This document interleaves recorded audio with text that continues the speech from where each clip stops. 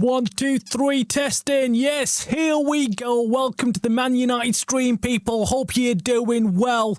It is the big one, isn't it? It's the massive one. It is the one which really begins an absolutely new era at Man United. Will Man United be able to show the world that they can play without Ruben Amorim and still succeed? That's going to be the big question tonight, because there'll be lots of fans out there tonight who were Amorim in. I'll be watching this very carefully, and I'm sure if anything doesn't go to plan, they're going to be out in force. They're going to be out absolutely having their say as to why Man United should have kept Ruben Amorim. I must admit, excited by the prospect of seeing something different, because I was sick and tired of watching Ruben Amorim put the three at the back out every bloody week without showing any success from it, and I was sick and tired of it. Now, I wasn't a huge critic of Ruben Amorim, but every time it came to match day, I would let loose and I would let my thoughts run wild when it came to the three at the back. I swear, I was sick and tired of it. And yeah, maybe that's why I'm not too upset with having another manager being sacked at United. I called it out months ago and I said, look, Ruben Amorim is digging his own grave. Essentially, he is walking himself out of this job. No one else is going to be blamed apart from Ruben Amorim himself if he does not stop playing this three at the back formation. So today, that's all I've been looking forward to. I'll be honest with you, I'm looking forward to watching a different United. Something different. Give us something different, because I always feel like I'm just nervous watching United. Under Ruben Amorim, I was never confident. And you can't look back at any game and say we were 100% in control and we had it boxed off. Never. Absolutely just awful performances under Ruben Amorim. So yes, of course, I'm going to be looking forward to that change. Now let me actually show you a quick video and show you the boys arriving. The boys are arriving. I'll show you in a minute. First of all, Jim, welcome. Hope you're doing well. Thanks for joining us today. And of course, Dave as well. Hope you're doing well. I thought you might be actually going out there, but I don't blame you. I don't fancy going out all the way to Burnley in this cold, almost snowy weather, isn't it? I've been expecting the snow to fall any minute. I'm looking at it thinking it's going to snow tonight, but it feels like it's been cold enough to snow for about a week. But look, I'm hoping it doesn't snow, but then at the same time, I'm thinking just get over and done with. Just snow so we can get over and done with. But anyway, so, for those away fans who've gone out there, hats off to you guys. Seriously, it's a mission. It's a mission going all the way to Burnley, and it's not too far from Manchester, but it's still a bit of a drive, but it's not the most attractive ground to go to, shall I say. And that's not being harsh on Burnley fans, but it's a bit of a shithole. But anyway, enough of that. Enough of controversy. Let me show you what is going on. So it gives you an inkling of who is in the team tonight and who's not. Now, I'm getting some news hot off the press that Kuna is not part of the squad tonight. Matheus Kuna is not part of the squad. Now, we've not had official team news. I've not had it just yet, but this is the team that we saw, the squad walking in tonight. Let me turn that down a little bit so you can hear. They're walking in. So you can see that there's Bruno Fernandes, there's Tom Heaton there, there's Harry Maguire as well. We're hearing is, I think, going to be on the bench. Senny Lemon's there. Let's see if we can see any more players coming in. I mean, how come all these players have just suddenly become fit again? It's strange behaviour, I must admit, strange. Then you've got Bendia, Sesko, and that's it. It stops there, so you can't see the rest of the boys. I don't know who else is going to be part of this squad. I mean, look, I kind of have an idea of who's going to start. I already kind of know But obviously, I'm going to wait for the official news before I look like a complete clown and tell you guys. And then it turns out that I'm completely off the mark. But I'll keep refreshing because normally, actually, it might be dropping any second, or it should have already dropped. Here we go. We've got the team news, guys. We've got the team news. I'll bring you up on the screen so you can see. So we've got Senny Lemons. In goals, that was expected. Dallo, Martinez, Bruno Fernandes. Kuna is part. See, this is it. This is it. I tell you what I hear, and then Kuna. I was surprised anyway. I was like thinking, what's wrong with Kuna? Like, what's going on there? And that was from a reputable source. I think it was Bruno, Fabrizio Romano, someone who posted that anyway. Kuna, Dogu, Casemiro, Luke Shaw, Ugarte, Haven, and Sesko. More or less the same team, Ruben Amorim was playing. I mean, I can't see any changes in there. I mean, could we even see three at the back? Can you just imagine if he played three at the back? And then we've got the bench, which is Bendia, Maguire, Malacia, Yoro, Fletcher, Lacey, Mainu, Mount and Zertsky. Now, of course, Mount and Mainu back in once again. That's interesting. Maguire as well. There was some talk about him even playing tonight, but I didn't expect him to be honest with you. I think Mount, Mainu and Maguire were doubts. So they've put them on the bench and left them there. It's good to see the remaining team back out again. Of course, the name that sticks out there is, of course, Bruno Fernandes. Now, I must admit, I'm not a huge fan of Bruno Fernandes. When I see him playing in the game, and especially when he loses the ball. But we have missed his creativity. Let's be honest, we have missed that creative flair in the team, and if he's playing in that number 10 position, that's all we need to see tonight. That's all we need to see tonight. If we can play that 4-2-3-1 formation and he sits just behind the striker and does his damage, we will be cooking. That's his best position. And you can see the numbers that he gets when he's playing in that position are way better than any other position that he's played in. That's why I never understood how Ruben Amorim can justify playing the dude back in bloody defence. Like, what was all that about? In defence, for God's sake, Ruben, for God's sake. But anyway, that is the lineup. I hope you can agree that it's kind of exciting. It's exciting. We've got a lineup there, but it was never about seeing different players. We all knew the team's going to be the same team, more or less. We knew maybe one or two changes. There was excitement earlier today about maybe Kobe Mainu starting, so there was talk about that, and everyone was buzzing, saying, right, Kobe Mainu coming in, this is going to be great, blah, blah, blah. But I didn't expect him to get a start immediately. But it's interesting to see that is how obviously this is the lineup. So this is how a lot of people are predicting. So this is what the prediction is of how they're going to line up. Now, again, I'm not going to take the risk of predicting how they're going to line up because this is the most obvious choice. This is the most obvious choice to how they'd line up, and I would like to see this be the case. This, for me, would be very, very good. And Burnley, I think we should be able to do a job on them. Let me just quickly go to the chats because I always like hearing everybody else giving us their predictions. So Dave says, big up Travis, I'm going to a 2-0 win. I like it. I like the confidence. I love it. I think I'm going to go with the same. I'm usually not confident, but I don't know why. I just feel like with the different formation, with the players having the freedom to play the football, I think they'll do well. Now, the reason why I say that is because Fletcher is, a prodigy of Alex Ferguson. He played under Sir Alex Ferguson. And the one thing that you always hear the players say about Sir Alex Ferguson is that he would come into the dressing room before any game and say, just go out there and enjoy yourselves. Just go out there and enjoy yourselves. Play the football that you want to play. They would get the freedom to play football and enjoy playing football.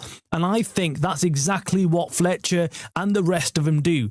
When they come out to the team, they don't give them a bollocking. They don't start stressing them out about what position they need to play and how they need to play that position and how they can't move out of position. They're not going to do a Ten Hag on them, right? They're not going to overcoach them. They're just going to go and say, go and play. And I think if that's what he instructs the players to do, and the players have got the freedom just to play the role that they already know how to bloody play, the role that they've been playing for a long time, all their life. Since they've playing football, they've all learned how to play in that position. They don't really need to be coached any further. Bruno Fernandes doesn't need to be coached how to play in that position, or Martinez or Haven. They know what they're doing. So you just simply take the stress off them and say, just go out there and play your football, play what you know. And I think you'd get a better performance out of these players. And so tonight, even I'm going with at least 2-0. I think that's a fair reflection. I'm also confident, given what I'm seeing from the Burnley side. There's got loads of injuries. They've got loads of players missing. Hannibal's away as well at the AFCON. They've got a B team playing. Now, okay, let's put a bit of a warning out there as well. United, so far this season, have struggled against lesser teams. And the reason why they've struggled is because lesser teams sit back. United have to go and break them down, and United can't really do that. They struggle to do that with the three at the back formation. They struggled under Ruben Amorim, because the three at the back formation works really well when you've got teams coming out and attacking you. Hence why United arguably did really well against the better teams, the teams that were on the front foot and came out attacking, and United could catch him on the break. United could play that long ball forward pretty quickly and then get a goal. That's what United like doing. But teams like Burnley, Wolves and all the rest, the teams that sit back against United struggled. And that's what we've been seeing under Ruben Amorim. Unfortunately, Ruben Amorim never saw that. I mean, for a top-class manager, supposedly, he should have worked out that this is not working against the lesser teams. We need to play a different formation, different system against different teams. That's why I was screaming out for many games, saying, look, just bloody change it up. Just change it up, you idiot.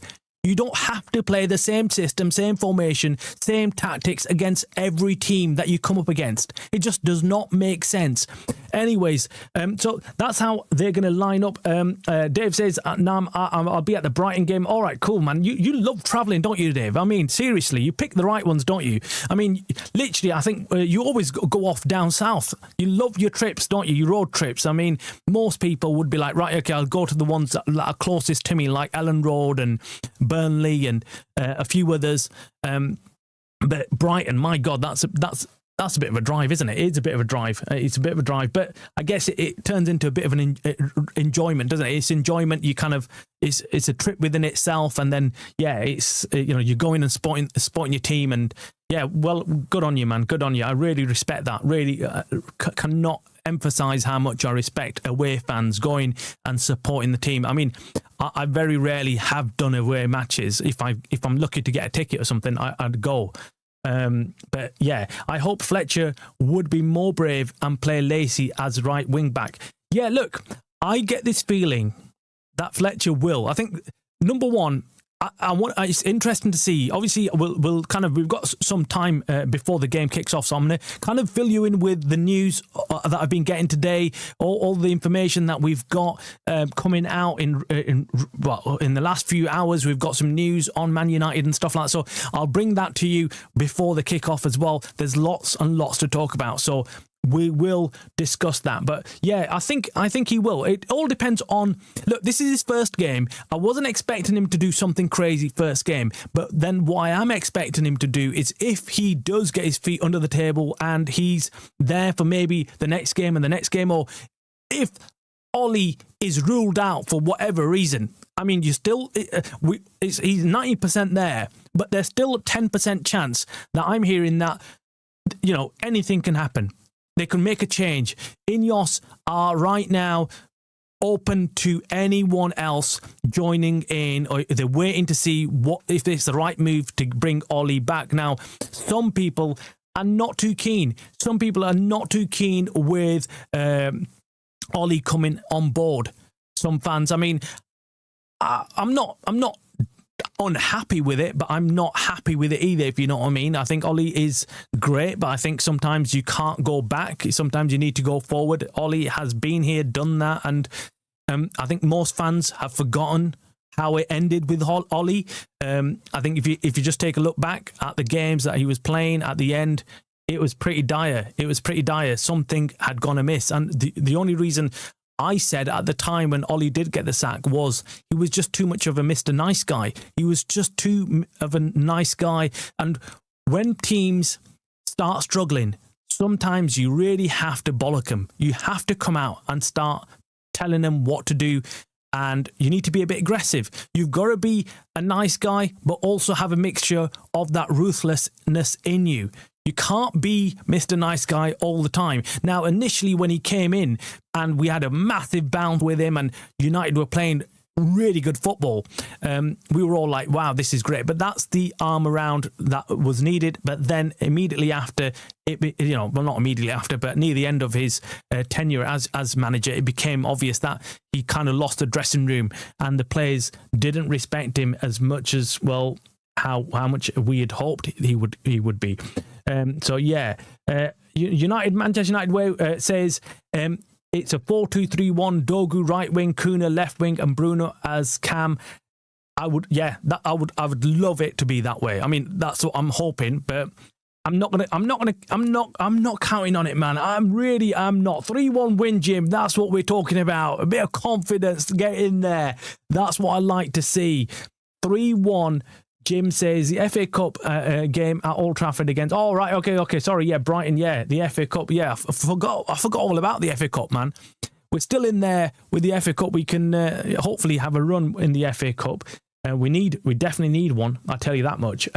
Interesting bench. Pretty sure we're going to see Menu for Casemiro in the second half and Mount for Bruno probably around the 70th mark. Yeah, I think the bench is really actually the bench looks as healthy as it has ever done in recent times, right? I mean, in recent weeks, we've been looking at the bench thinking, my God, we've got nobody to bring on.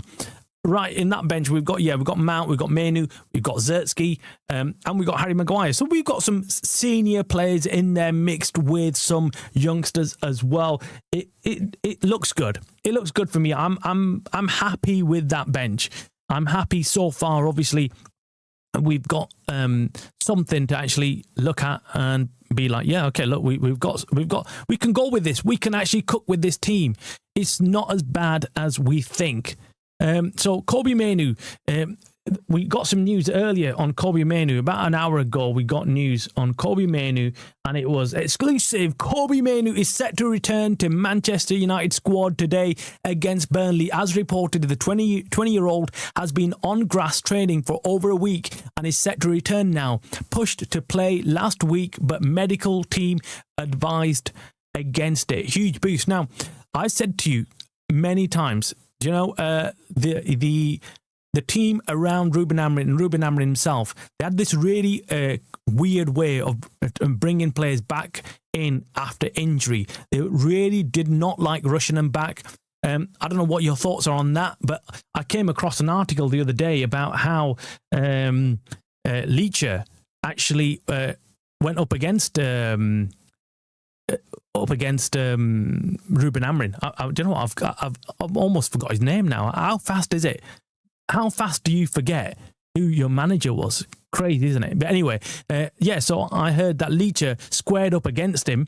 Again, this is drip feed news coming out on Ruben Amorim. Of course, once a manager leaves, you start getting all this information coming out slowly but surely about, you know, happenings, goings on at Old Trafford and Carrington. And one of the news was that Leacher, because he was not being brought back into the first team, Leacher got pissed off, of which he would, and said to Ruben Amorim, why am I not playing?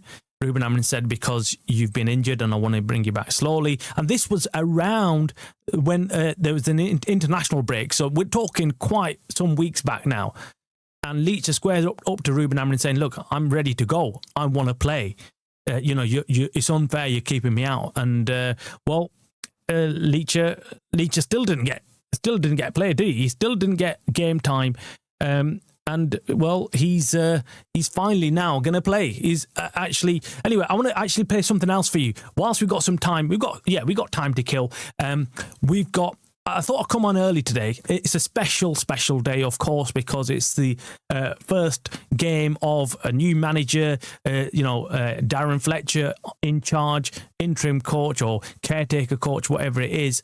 I'm hoping that we can then appoint someone who is formally the interim manager, whether it's Solskjaer, whether it's Carrick, whether it's all three of them. I think it makes sense to have all three of them. But then the problem with all three is that who takes charge? Who is going to be that guy who is going to control it? Who's going to make the decisions, essentially? Because I feel like it's a bit harsh on Fletcher to give him the caretaker job and then take it away the next game. Take it away, and then Solskjaer comes in. I don't know what the relationship is between Solskjaer, Carrick, and Fletcher. If it's good, maybe they can work together. But if they can't work together, then you think, well, yeah, you might as well. I don't know. I don't know what it is. We'll have to see what Fletcher performs like. We'll have to see what Fletcher performs like. But then there are some people, and I agree with this, there are some fans who say, well, look, Ollie's now got some experience behind him. He knows what to expect. He knows how to handle the pressure. Fletcher, on the other hand, is coming in cold. He's wet behind the ears when it comes to management of, Man United, the first team, the senior team, and throwing him in the deep end is not a good idea right now, especially given that we need to go and fight for Champions League spots, and we can't let go of this advantage or this opportunity that we've got. We're sat very close to the Champions League spots, and it will just take one or two wins, and we'll be. I think if we win tonight, we're in the Champions League spots. And we're going to be buzzing. We're going to be talking about, wow, what a start for Fletcher. I'm just seeing pictures of Fletcher now walking in, actually, and I've just seen he's got Ugarte walking next to him as well. So that's an interesting one. Ugarte, I think, is starting. I think Ugarte probably somewhat pleased. I think there'll be a few players in this squad who will be relieved to see the back of Ruben Amorim. You're not going to hear it out in the public, right? They're not going to come out in public and say, yes, we're really happy to see the back of Ruben Amorim. But I think some players in this squad will be happy. The ones who were not, of course, Kobbie Mainoo is on top of that list, right? Kobbie Mainoo will be the number one relieved player in this team. Now, Burnley, by the way, are, I think, second to bottom. That's how they've got 12 points. They're second to bottom, and they've not been doing too well. So this is a chance for us to really start this new era with a bang. It's going to be very important that we do that. But like I said, we've not been doing too well with the lesser teams. Now, also tonight, there's lots of other Premier League games going on, so we're gonna probably keep an eye on them. I'll bring up the scores at half time for everybody else. There's some big games. Let me see what other big games there are. Newcastle, Leeds, that's a good game. Manchester City, Brighton, Fulham with their new manager in charge. Chelsea with the new manager in charge against Fulham away. Crystal Palace, Villa, that'll be a good one. That'll be a cracker, actually. Glasner, let's see what he can cook. And anyway, let me play this from Gary Neville just about an hour ago. This was put out, and it was interesting because they asked him about Ollie Solskjaer and potentially returning and what his thoughts were. Now, his thoughts actually surprised me. I wasn't expecting him to say this, but interesting. I'll put it on. Let me put the volume on for you guys as well, so we can hear. So in the interim, if it's not Darren Fletcher, would you support a return for Ole Gunnar Solskjaer? I would not. I mean, I think that there is an element of... we saw this at Liverpool, didn't we, for like 25, 30 years when they were going through that period where they weren't winning, and they sort of... You almost go through cycles whereby, and United have done this for 12 years now, they put Ryan in charge 10 years ago, then Ollie came in charge, and you go back to the old boys, and then you go for a new one, then you go for a more... And it's almost like a cycle, it's almost like a movie that we've all seen before. and Groundhog Day. So, look, what I do think is that Ollie is someone that absolutely loves the club. He knows the job. He's been in the job. The other names that are being mentioned, obviously Michael Carrick and Ruud van Nistelrooy, these are really fantastic people. I played with those guys for a lot of years. They love the club intensely. They get the club. But still, they're still going to come under a lot of pressure in this next 4 or 5 months if results don't go their way. So, look, I think they have to be ready for that. Either whoever's going to get it out of those three that are being mentioned, I wish them all the best because it's a tough role. He just literally said he doesn't want any of them to get. It's so funny, isn't he? Gary Neville is a cracker, honestly. He literally says he's not happy with any of them, really, and then he's like, "Well, yeah, I'm happy for any of them to get the job." I was kind of surprised with that. I would have thought that he'd back Ollie, but then I think that's nice to hear. At least it's honest. At least it's honest that, look, we are, we're kind of. We don't know what to expect from Ollie, but if you've got long enough memories, you'll remember how it ended with Ollie. That's immediately how I thought of Ollie. Look, don't get me wrong. The football under Ollie was the closest thing we got to see to what football was like under Fergie. I swear. For me, it was, in my opinion, anyway. I don't remember any other manager that's come in after Fergie that brought that kind of football to Old Trafford. That's why I kind of remember it fondly, but I also remember the dark times, the times where he was getting booed off Old Trafford and we were sick of it. We were all pissed off by that time. So, yes, which Ollie are we going to get? Are we going to get the first half of his tenure, Ollie, or are we going to get the latter stages of his manager career at United? That's why I'm a bit worried. I'm a bit worried, I must admit. And then I'm worried because I just feel like he's an emotional kind of guy, but not like Ruben Amorim emotional. You know, he's a softie. He's a softie, and I don't want him to kind of break down again. That was awful. That was awful. Look, guys like Ruben Amorim can handle themselves. I don't feel sorry for him because I know he'll handle himself. He'll walk into another job. He went out laughing. He didn't really give a shit. He knew he's made 10 mil, and he got what he wanted. Ruben Amorim was already angling to get the sack. He was already angling to essentially say to Ineos, right, let me go then, let me go. Because I think what happened was, I think he realised after the summer transfer window that, right, okay, the club haven't backed me. They haven't gone out and got the players that I wanted to get. So just let me flip and go. So we got to hear that immediately. I mean, first, a couple of games in, he started talking about resigning, started talking about walking out at United. Like, which manager comes out with that shit, right? No one says that. But unfortunately, this is the case. This was the case. But I want Ollie to come in. If he does come in, I want it to be a success. But I also want it to be concrete that he leaves at the end of the season. So there's no qualms about it. There's no, oh, yes, he's going to stay on, and maybe he's going to stay on if he does a good enough job. No. You give him a fixed-term contract. It ends at the end of the season, and that's it. There's no coming back from that. I don't want this whole thing, if he does well, if he doesn't, because we all know it's very difficult to sustain a long, successful career as a manager. Yes, we've had some, managers like Arsene Wenger and Pep, and of course the legend himself, Alex Ferguson, who's sustained long careers at clubs. And actually, Pep, it doesn't even, go into that. Even Pep doesn't go into that category.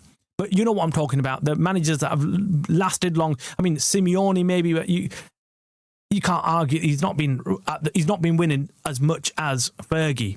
So with all these managers who've done that, we're not going to get another manager like Fergie. So we need to stop that. We need to stop, unless we get really lucky, of course. But look, that's my thing. Anyway, other breaking news today, before I kind of go back to team news, because I'll confirm everything, and those who are joining us just now, like Nish and Dennis, thanks for joining us. Make sure you hit the like and obviously subscribe if you haven't, but I think you probably have. Anyway, guys, some crazy news coming out concerning Bruno Fernandes. Now, he's playing tonight. We know that. But there's some interesting news coming out tonight. It broke exclusive about an hour ago. And it is Bruno Fernandes is going to be subject to a £100 million bid in this transfer window. Wow. And it's, you know who? The usual suspects, Al Hilal, the Saudi League. They've come back in for him. Apparently, they're readying a bid. They've seen the turmoil with Ruben Amorim, and they think that 100 mil will get the deal done to get Bruno Fernandes out of Manchester United. They see that this is the greatest opportunity they'll have to sign him because they feel like Man United currently are unstable. They know that Ruben Amorim's gone. They know that Ruben Amorim convinced Bruno to stay for an extra season. And, well, this is that moment where Bruno probably thinks, right, I want out as well. I want out as well. I don't like this Ineos project. I don't like what they're doing. I don't feel like they're going to put enough money into, successfully revitalise Manchester United. So, yeah, I want out as well. What would you do in that scenario? Well, I know what I do. You know my thoughts on it. I mean, if you've been watching me long enough, you know what my thoughts are on Bruno Fernandes. And if a £100 million offer arrives on my desk, what I would be doing. So, yeah, let me know. I mean, yeah, Jim, straight in there with yes. See you, Bruno. I knew Jim was going to be in there straight up, yeah, saying that. Thanks, Dennis. Thanks very much for that. Yeah, I appreciate that. Let me know, Dennis, what you think the scoreline is going to be tonight. And Nish, what do you think, Nish? You've been waiting a long time for this, haven't you, Nish? So I feel for you today. I was already looking forward to this game just because I wanted to hear from everybody else to see what they thought of tonight's game, whether they were excited, whether they were nervous. I'm remarkably calm tonight. I mean, normally pre-matches, I'm kind of nervous. I've get a bit of a funny stomach. I'm like sat there nervous, thinking, shit, could this be a shit show? Could United, get in serious trouble? And I start looking at the table beforehand and I start thinking, can we win? And if we don't win, what's going to happen? And the other teams that are playing around us, will they succeed? And where will they be? And things like that. And I always get really nervous before games. If I'm actually going out there watching it live at Old Trafford, then I'm really, I'm even more nervous because I've made the effort of going there and I get pissed off very quickly, very easily if things don't go wrong, if things don't go right, sorry. And if things start going wrong, I'll lose my head immediately. I'm one of those fans who you hear start shouting within the first 5 to 10 minutes of the game because for me, the first 5-10 minutes of the game indicate how things are gonna play out for the rest of the night. Yes, of course, things change dramatically in the second half, but in the first half, the first 5 to 10 minutes give me an indication of what the game's going to look like for the next 45 minutes or even possibly the full 90 minutes. So, yeah, it's going to be interesting. But, yeah, this Bruno thing is crazy, man. It's come out of nowhere, but I was not surprised as well because I did say, as soon as we heard that Ruben Amorim's got the sack, I said, shit, Bruno's going to follow. Bruno's going to follow. It is the January transfer window. He's already angled to leave. He already made that statement. He gave an interview, I think, to some Portuguese journalist, and he said, look, I was going to leave. No player comes out and starts talking about leaving in the summer if he's not angling to leave in January. So, look, for me, absolutely, Bruno Fernandes wants out of Man United, and I think if an offer comes in, I think either he will push United to accept it, or I think United will, I don't think, need a lot of pushing anymore. I think they'll take that money and run with it. They can get that money and go and buy somebody else. But, of course, my worry is, will we be able to bring in someone else who can provide the assist? I think we can. I don't like being over-reliant on one player. And unfortunately, in recent weeks, when Bruno's gone out, it's felt like we're so reliant on just him creating everything for us. And I don't want that. I don't like seeing that.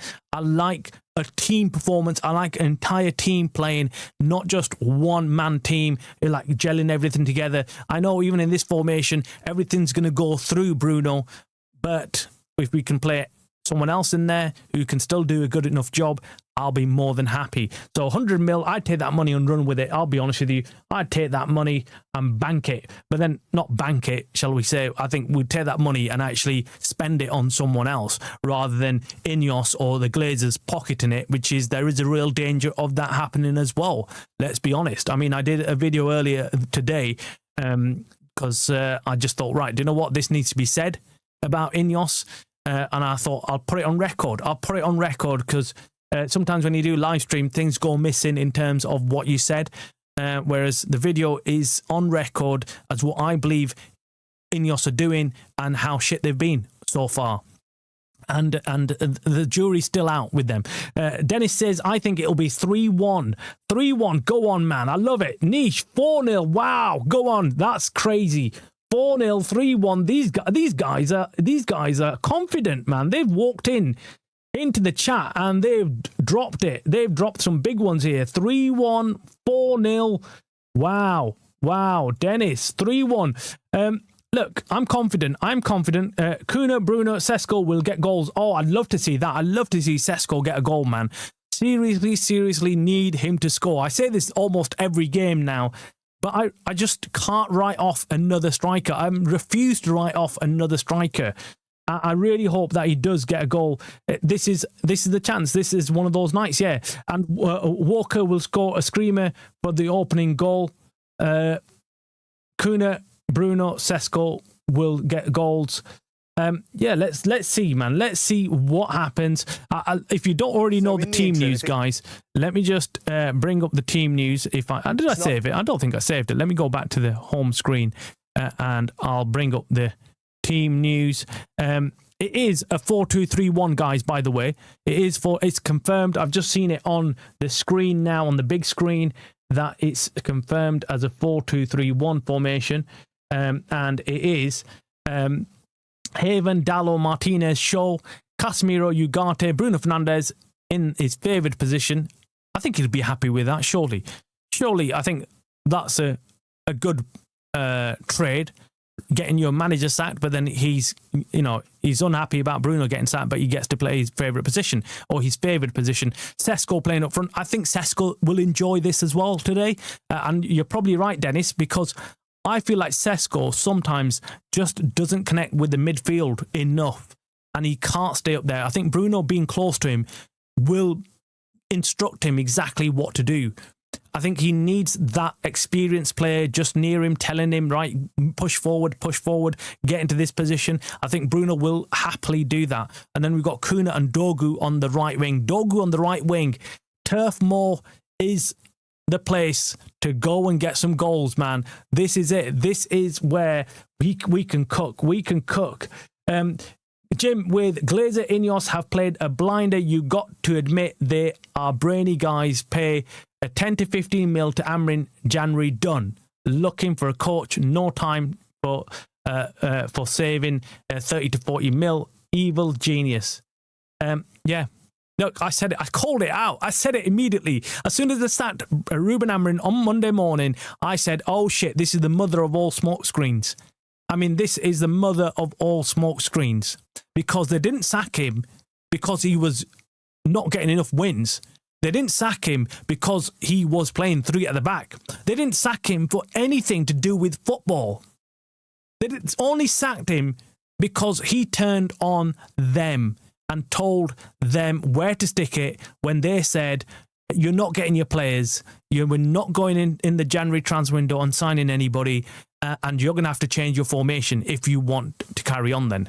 That's essentially what happened. That's the news coming out. I've actually watched David Ornstein spill the beans as well. So David Ornstein, of course, of The Athletic, quite close to Man United, and he said that on Friday, pre the press conference, when we saw Ruben Amorim literally pissed off, he looked like he'd been smacked across the face by someone. Well, it must have been Wilcox, because apparently they had a meeting and where Wilcox told him there'll be no January signings and that if he wants to succeed, he might as well consider changing his formation. Of course, that didn't go down well. The no signings in January didn't go down well either. So they had a massive spat. Ruben Amorim, of course, gave as good as he got. Told him, look, you need to go and get me players. You promised me to get players. I'm not changing my formation. You knew that I was going to play 3 at the back, and you should have just gone and got me the players that I asked for. Blah blah blah.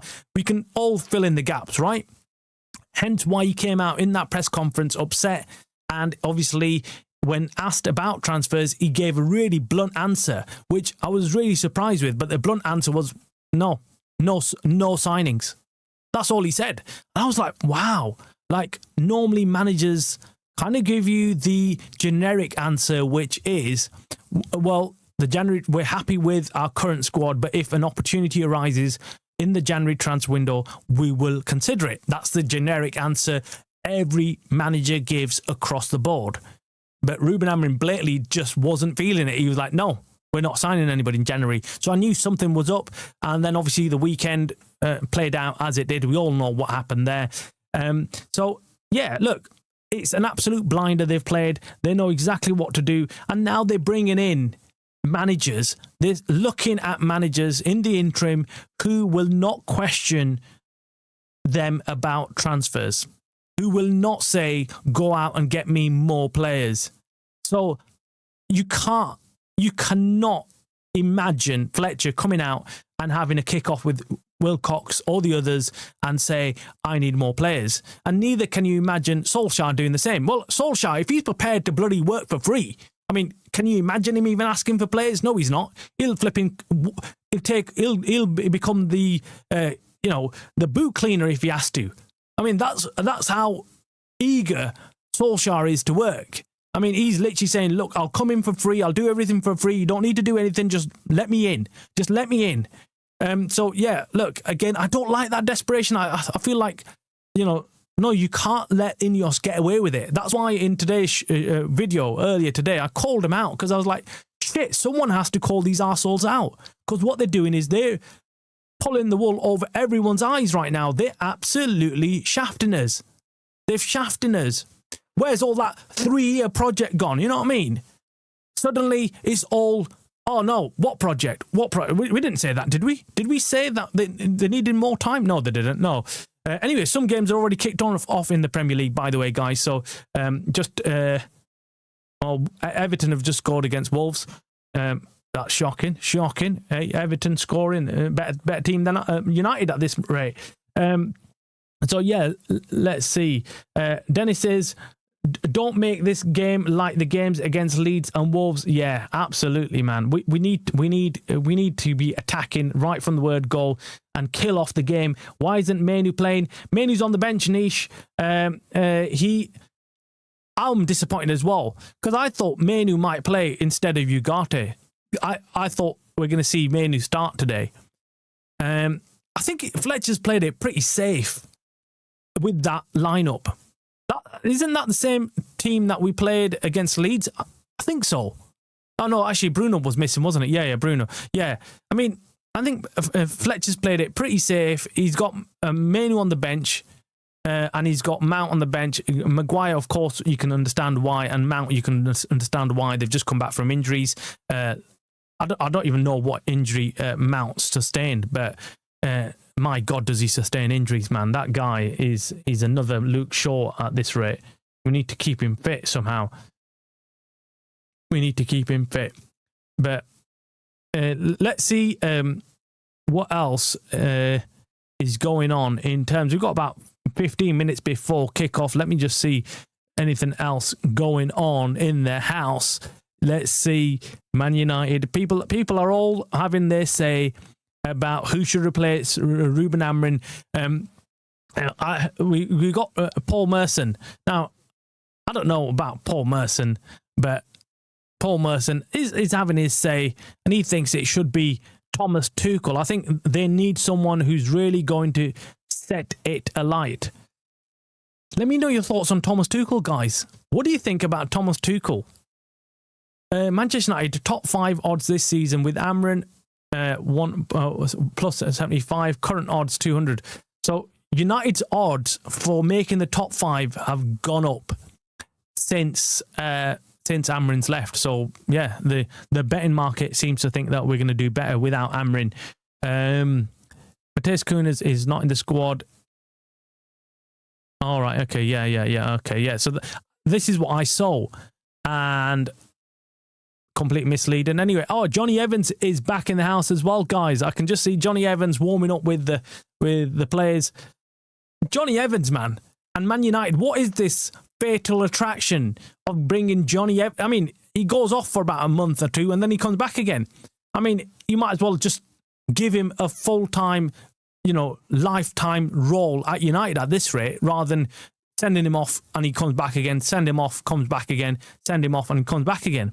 I know his wife works for MUTV, so I don't know whether she keeps putting in good words for him, and every time they mention that they've got a vacancy, I think she must mention Johnny Evans is available. Oh, we've got this job available. Johnny's available.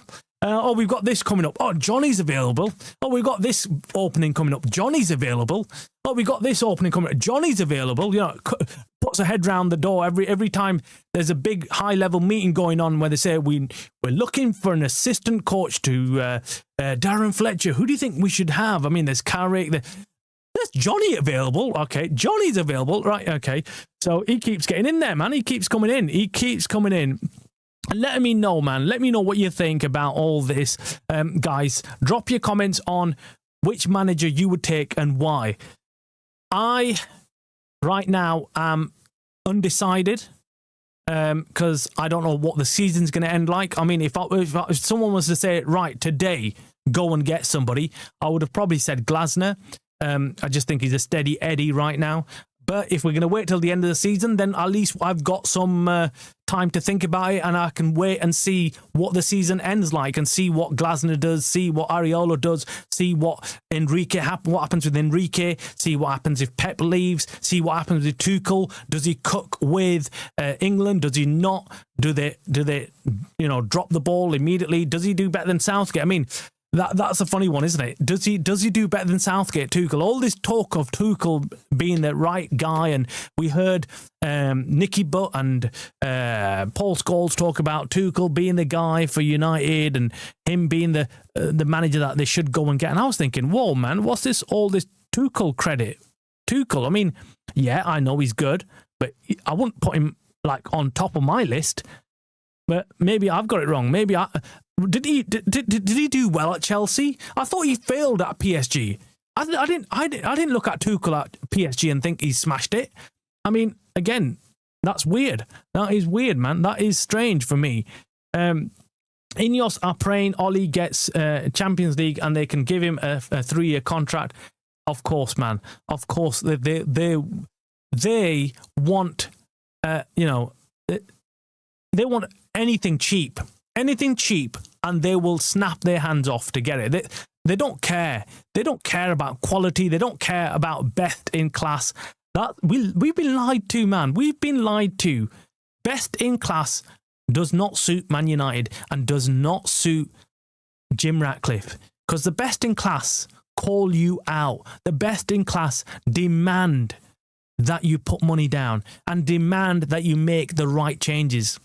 And Ineos can't hear that. Dan Ashworth, he came in, he told him immediately, look, this guy that you're bringing in or you want to bring in Ruben Amorim, he plays 3 at the back. He plays 3 at the back, and we can't afford to go out there and build a squad with 3 at the back. We can't afford. That's what I've heard. He told him, it's going to cost us too much, so do not appoint Ruben Amorim. You might as well go out there and get a manager who can kind of do a decent job with the players that we've got right now. That's what his advice was to the board, to Jason Wilcox, Omar Brada, and of course Jim Ratcliffe. And guess what? He was outvoted. And then finally, he had such a big kickoff with him that finally Jim Ratcliffe thought, right, how dare you speak up against me? How dare you question my authority? I'm the billionaire in the house, and sacked him. That's what happened. That's essentially what happened with Dan Ashworth. just for speaking out. And that's what you call best in class. The guy who's best in class, who's calling it out like he sees it. That's the difference. Yeah, so Burnley warming up, man. I thought I saw Hannibal just there. I swear I saw him, unless it's someone who looks like him who's warming up. Is he I'm sure. I thought he was playing in the AFCON. Might still be there anyway. Also, did you hear the news of Santo getting the sack? Nuno getting the sack from West Ham, man. That's crazy as well, man. That is crazy. That's insane. Sandil, welcome, man. How you doing, my friend? Hope you're doing well. Okay, so United permanent manager in the Premier League, Ole Solskjaer. He had 109 games. He had a 51% win rate. Ten Hag had a 51.8% win rate. And only Jose had a slightly higher one at 53.8. So Ole's fourth in the list of best win rates. So wow, man, that's interesting. That is interesting. Thandil, what are you saying, man? What are you saying? What is your prediction? We've already got all the boys dropping in their predictions. Everyone's feeling confident. Let's see what you say. Give us your score prediction. Yeah, best in class, exactly, Nish. This was just a vanity project that failed in a spectacular fashion. They should just pack their bags, pack things and leave the club. They clearly know nothing about running a football club. They don't, man. I swear, I keep on going back to Nice. I keep going back to other projects that they've ran, and it's a complete shit show wherever they've been. They've gotten zero success in any sporting venture. There was partly some success with the cycling under Brailsford, but we all know why that happened, right? You know, we know there was some cheating going on there. You know, there's some other, hush-hush stuff going on there. So let's not talk about that. But look, they've not succeeded in any venture. And the nearest you can compare Ineos, or the one that you can compare Ineos to right now, the job that they've done is Nice, right? That's the club that they've had ownership of, they've had control of, and they've turned it into an absolute shit show. So, yeah, how can we trust them with United? How? That's what I'm worried about.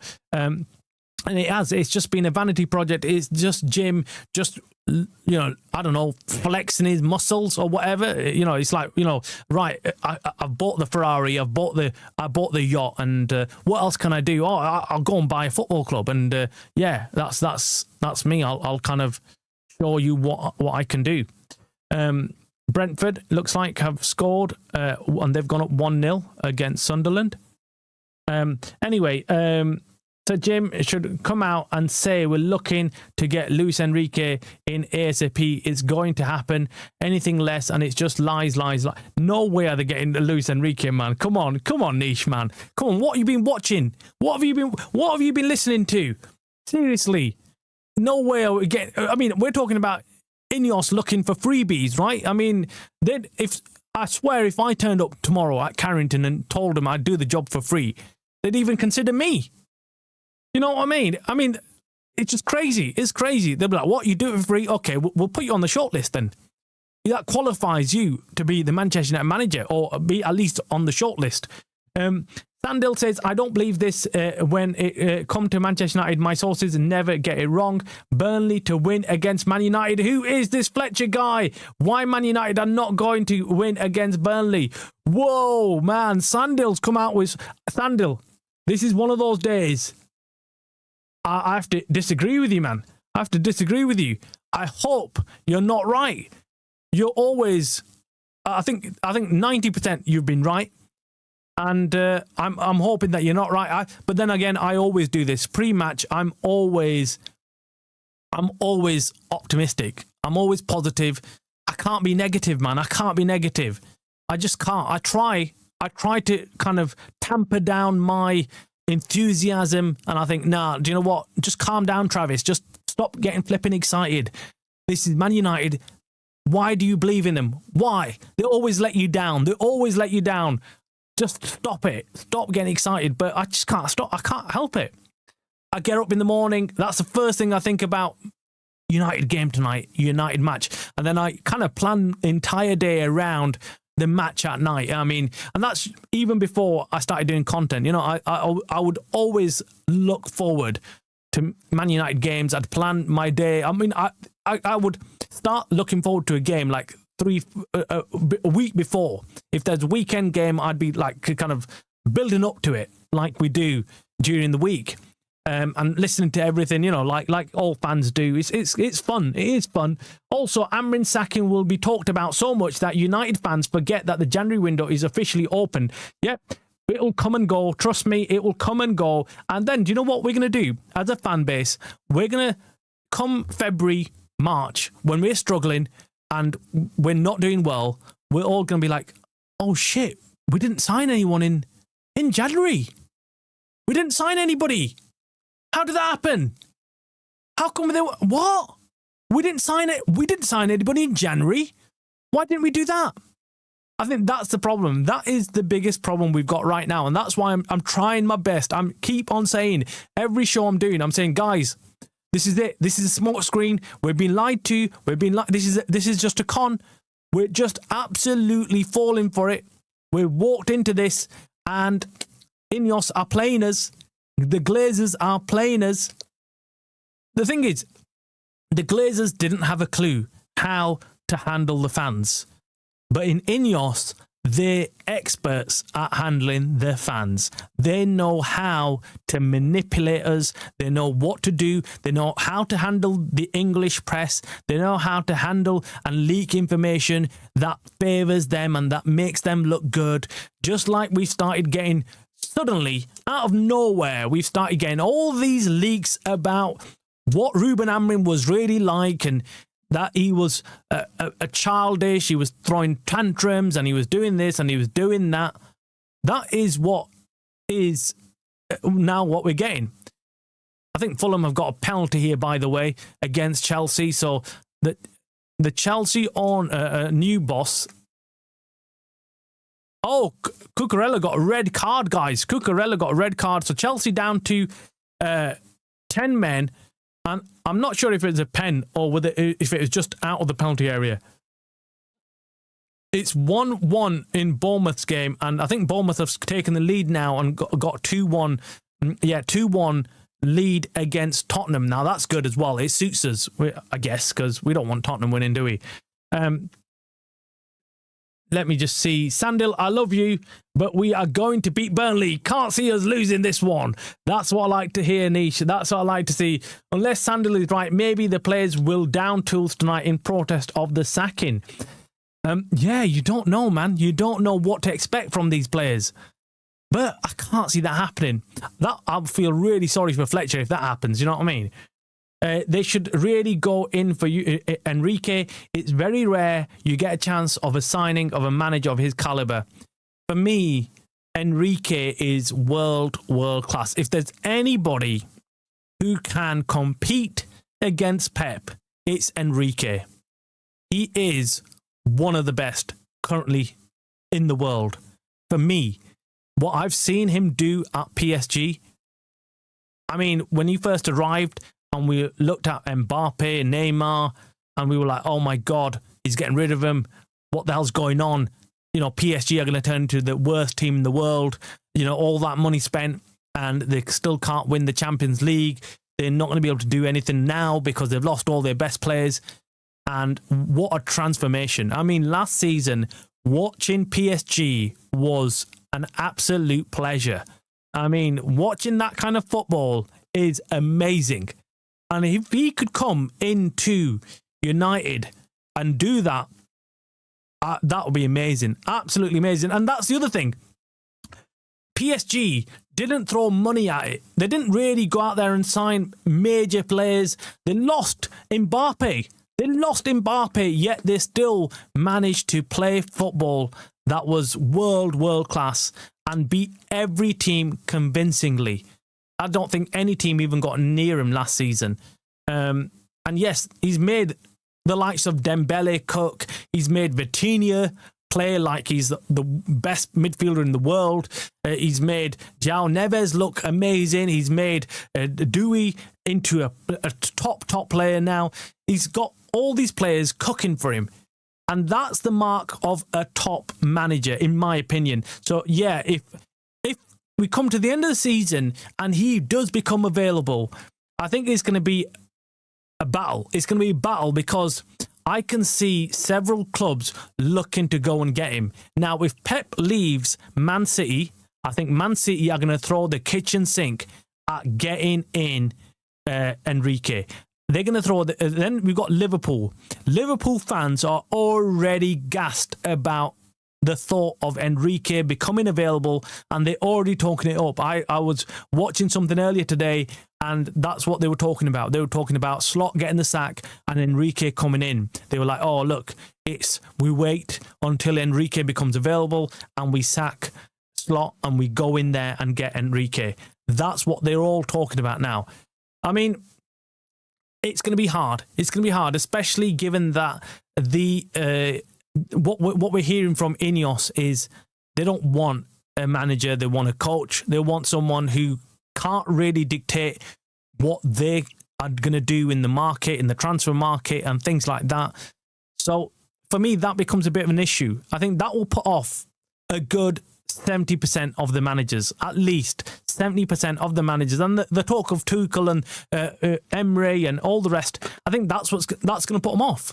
They're going to come in and think, well, why do we want to play for, why do we want to manage a club that don't actually want our services? They don't want us to manage. What they just want is a babysitter. They want a babysitter. Why would we want to come in and babysit their players and then be scapegoated as well? Be scapegoated. As soon as things don't work out, we're going to be the first ones to get fired. We're the first ones to lose our reputation, right? Nobody else does it. Let me just see, what's this? Ollie and Carrick in a two-way fight for interim job. Okay, so this is news coming out, guys. It's not coming out. I already know that. We already know that. It's United still, Ollie still hot favourite, but Enrique, yeah, I told you yesterday that Enrique refused to sign a new contract and is looking to leave. I think he's done what he could there, and he's probably thinking, right, I'm just get out now. Get out. Let me just see if I can find the lineup for you guys as well.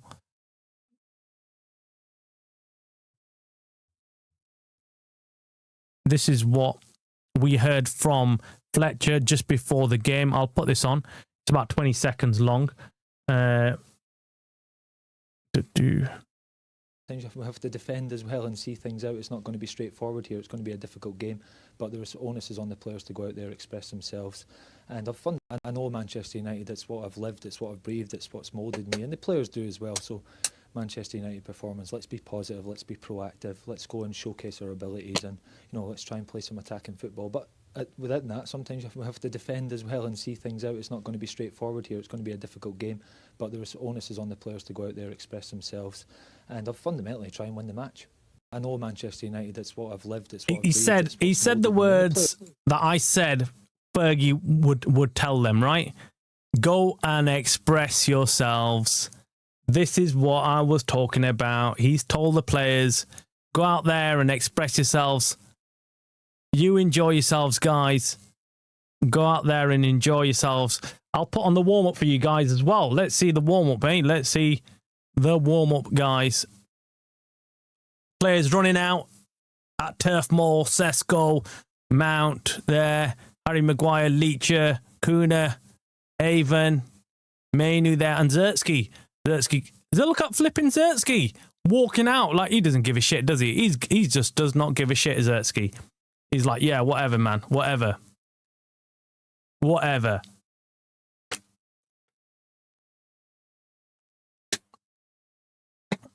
Get out to get warm. I mean, we haven't got long to go now, guys. I think surely we're meant to be kicking off now. What's going on?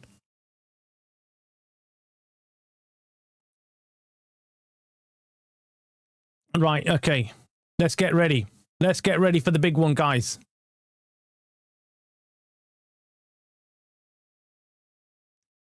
Let's go. Let's go. Right, okay. Let's get everything set up, ready to go for this big one. It's kickoff time. Let's go, man. Let's go.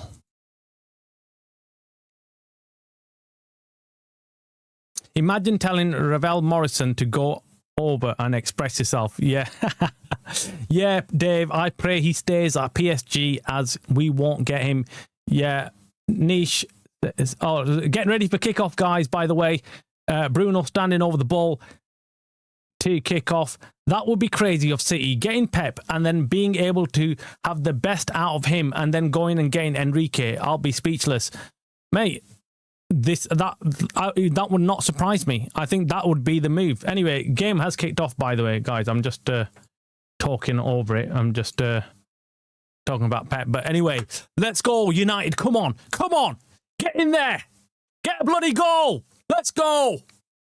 Hannibal is back playing for Burnley, guys, by the way. So I got that wrong. I thought he was away. We've got the Baldy and we've got Wilcox next to him. So we've got Omar Brada and Wilcox, the besties, bum chums, sat next to each other, looking nervous. I mean, their job's on the line, right? Their job's on the line. If they do not get this right, their job's on the line.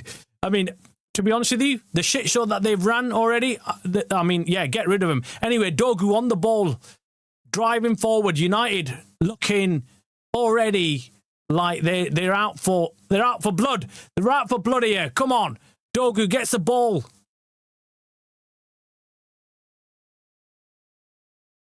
Come on, United. Come on, guys.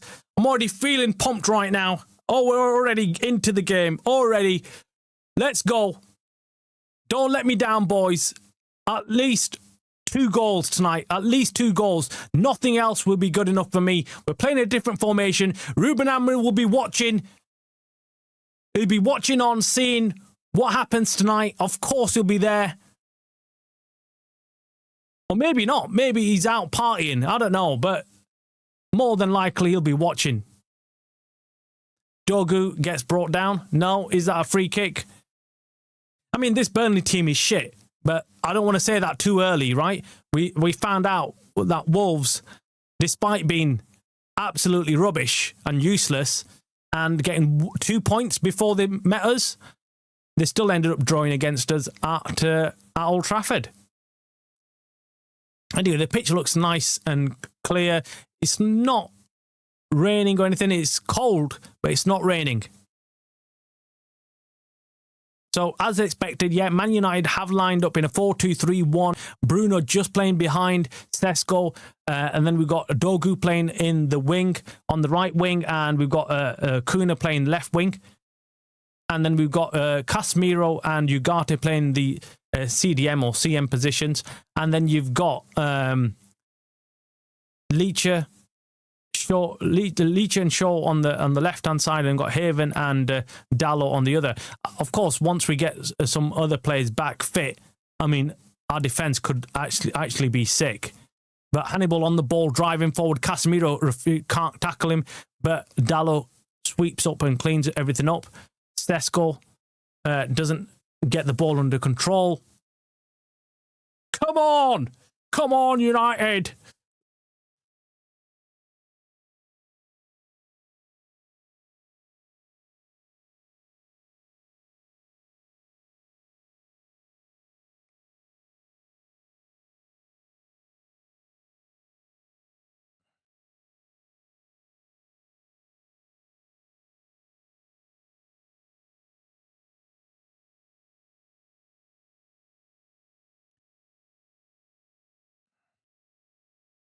Half time in some of the other games. Crystal Palace 0, Villa 0, Brentford 1, Sunderland 0. Half time. Man City 1, Brighton 0. That's almost half time there. Bournemouth 2, Tottenham 1. Half time there. Chelsea 0, with one man sent off. Fulham 1. West Ham 1. Nottingham Forest 2, which is a full-time result.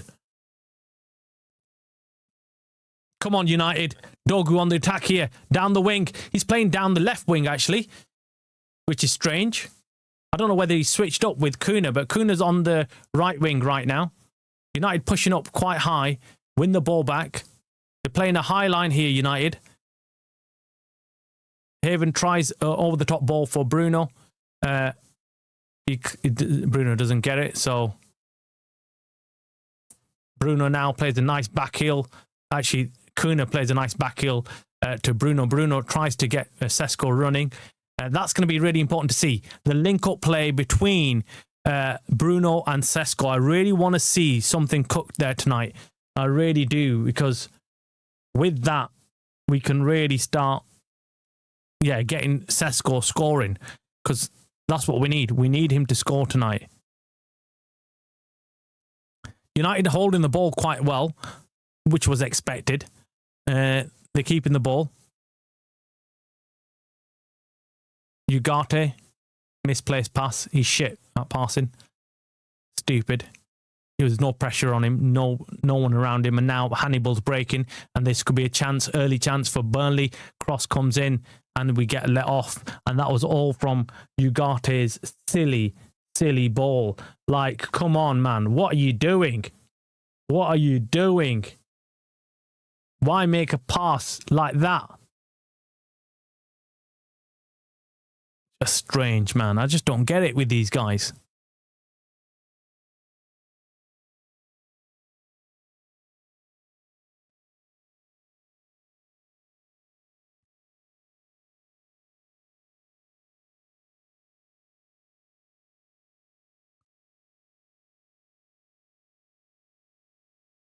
Kuna on the ball. Sesko did well there, actually. Played the ball back and kind of cleaned up for us.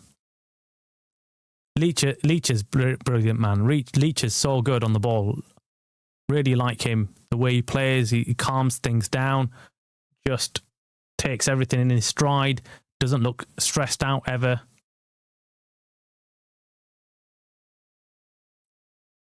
Here's Casemiro on the ball now.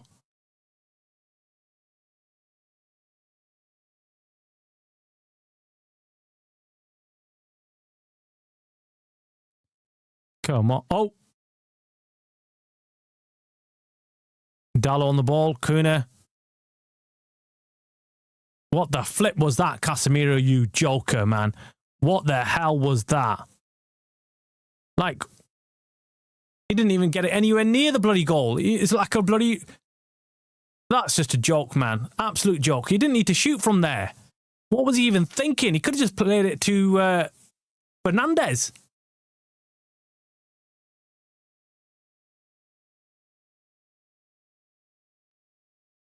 I wonder what some of these players... I mean, it must be the harsh reality of playing football, right? Just, your manager comes and goes. Your manager gets sacked the next day. You don't know. You have to kind of carry on, don't you? You have to carry on. That's a cruel reality. But I don't know. I think these players are pretty accustomed to that. I think they've got pretty used to it. You know, getting managers sacked. They play shit every week half the time, you know? And sometimes you do wonder. Like the game against Wolves, that wasn't because of the manager. That was because the players were just shit. They were half asleep. They should have won.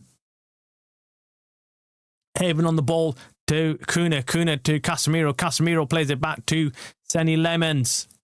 Senny Lemons, nice and calm. It's a Leacher to Senny Lemons. United have got plenty of the ball. They quite, they're finding space quite easy. They're passing it. It's almost like a training game from here right now.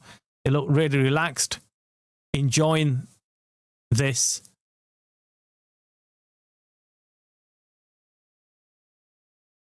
They've got Dallo, Sesko, Ugarte pushing forward as well. That must be his instructions. With Ugarte to get forward a little bit, Casemiro still sitting back in the more defensive position.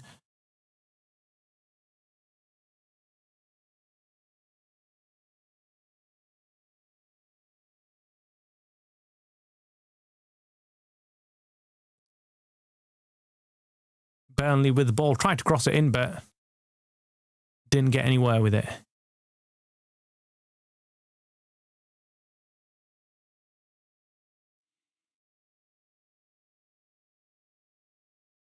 Hannibal with a shot. Oh, it gets blocked. Oh, right. Okay, now this is a chance, guys. Dogu on the ball. We can break here. Come on. Dogu, pass it. Go on, Sesko. Do something, man. Do something with this. Oh, brilliant back heel. Oh, he just got pushed off the ball, Dogu, man. Dogu. That was pretty good even from Sesko. I thought maybe for a moment Sesko's going to try and overrun the defender and try and take him on, but he kind of checked back. But he did well there. He did well. Backheeled it. No one was expecting that. Went into the path of Dogu, but Dogu just got put off by the Burnley defender, who just gave him a bit of a nudge, and he lost control of the ball. This is Sesko's moment, man. Sesko must come good. I mean, he's running out of opportunities. Let's put it that way.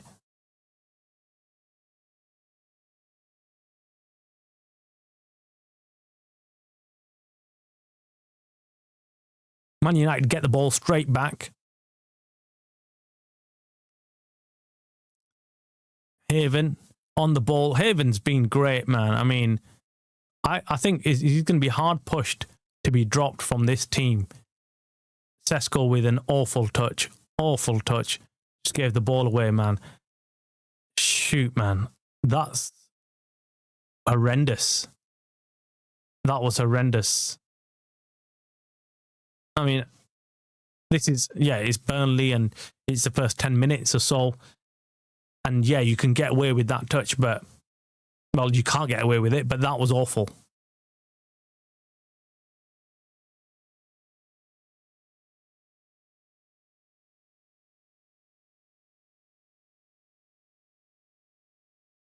Come on, United. Come on, guys. Give us something. Give us something. Give us something to actually enjoy. Burnley now, they've got the... Hannibal is the main man. Hannibal is the guy who's going to... I was actually hoping that he's not playing today, and when I thought that he won't be playing today. And I was actually excited knowing that he's not going to be featuring, but damn.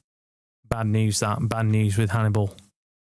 United have had 62% possession so far, which has been pretty good. But they've not made much of it. I don't think they've made... I don't think they've had a shot on target so far. Burnley now on the ball, though, trying to go forward. United in a good defensive shape, though. Burnley get through that shape, and it's a goal. It's a bloody goal. It's ricocheted and gone in. What the flip? What the flip, man?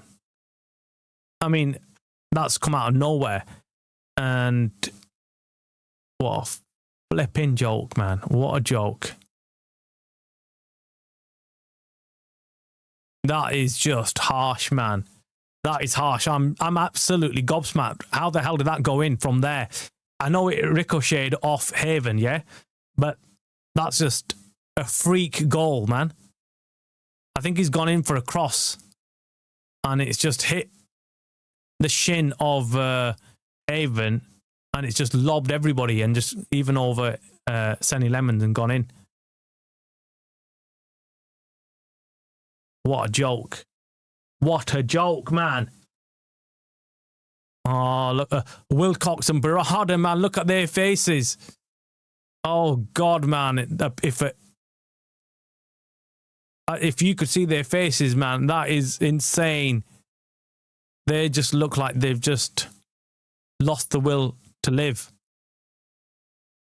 Anyways, back again. United have to go again, man. This is a shock goal to go down to. I mean, United haven't looked like that they've had to do a lot of defending. That was the first real attack Burnley put together. Crazy, man. Crazy. absolutely. Oh, I've not even changed the bloody score because I'm still in shock. I'm still in shock because I'm like thinking, well, how did that go in, man? How did that even go in? That was against the run of play, completely against the run of play. But look, I'm glad it's happened early in the game rather than late. So I'm not too upset right now. I'm not too worried because there's plenty of time to United to kind of play and get some goals. Yes, that's a freak goal and means nothing right now to me. We've got plenty of time to turn things around. I'd rather that than they get a goal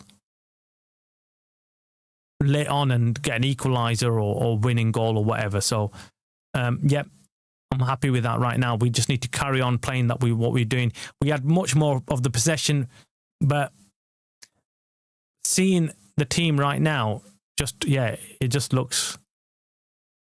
This is going to be crazy either way, isn't it? It's going to be crazy either way because if we lose tonight, all the Amran inners, they're going to come out and they're going to go crazy.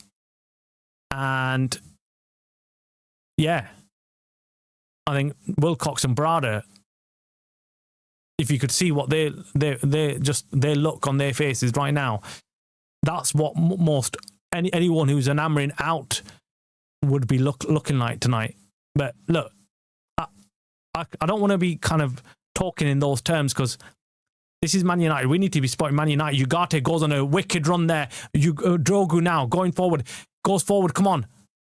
Oh, he's checked back again and he slowed things down, but a cross comes in, a shit cross comes in from Shaw. It's just rubbish and he goes to nobody. But now Casemiro blocks it, but I think it's given as a handball.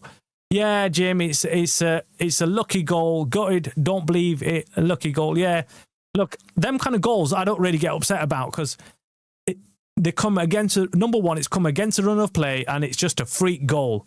It's not even that they actually worked for it and they got that goal. It was just a freak goal out of nothing. Zertsky on ASAP. Get Zertsky on ASAP. I've read this story before. 4-2-3-1, but it looks really strange. Yeah, it does. What formation is this? It's a 4-2-3-1 formation, Dave. It looks strange, though. It looks strange. And the reason why it's strange is because we're playing Dogu on the left wing. And the only reason I can think that he's done that is because he feels that he's left-footed and probably better in that formation, in that position. But it is really strange because Dogu's almost like playing as a left wing back as well at times. So I can't work that out. I can't understand why he's going deep back, almost playing like a 5 at the back. Really weird. It is really weird that. And Kuna's so far been on the right wing throughout the first 20 minutes of this game.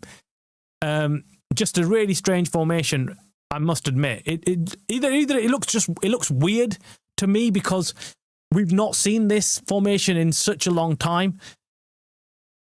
Or it is just he's asking the players to do a different job.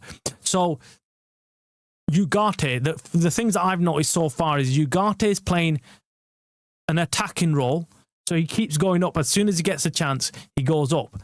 So he's the one who's going forward. Casemiro's not so much. Dogu is the one player on the pitch that I can't lock down as to what he's doing, what his actual position is, and what his instructions are so far. Because Dogu's playing left wing, but he's also playing left back at times. Really weird. Or a left wing back. Unless them are not his instructions and Dogu's still having flashbacks and withdrawal symptoms of playing the left wing back position. Maybe. Look, it's difficult for players to just switch off all of a sudden and not play like they've been trained to do for how many months or years now, a year or so, and then suddenly we've told them, right, okay, scrap the 3 at the back, you're going to a different formation. So yeah, it's a strange formation, I must admit. Right now, I'm still trying to work out what everyone's roles are. But is Bruno, again, Bruno is the one who's got the free role. He's got free roaming. He can do whatever he wants. He can roam wherever he wants on the pitch. He's not actually playing in one single position. So I'm seeing Bruno go forward, drop back, go wide, do whatever he needs to do to get onto the ball. And that's exactly what they're doing. So the defenders, they're looking to get the ball to Bruno as soon as possible. So I can see the defenders looking up and they're looking for Bruno. And Bruno drops back to pick up the ball if he has to from the defenders. And the wide men, that's what's strange. The wide men, it's weird that. It is weird. They've got a strange formation. It just looks strange to me right now. I can't make sense of it. Sometimes it looks like we're playing 3 at the back. Right now, it looks like Dallow's pushed up, so we've got the 3. Sesko's so shit, man. Sesko's awful. Seriously, does give us 0 options, man. He needs to improve, and he needs to improve fast. Now, Luke Shaw stepped up from the centre-back, left-back position. Even I'm confused now. Casemiro with a cross in and goes to nobody and goes out. Sesko and Kuna were in the penalty area, but it went behind him.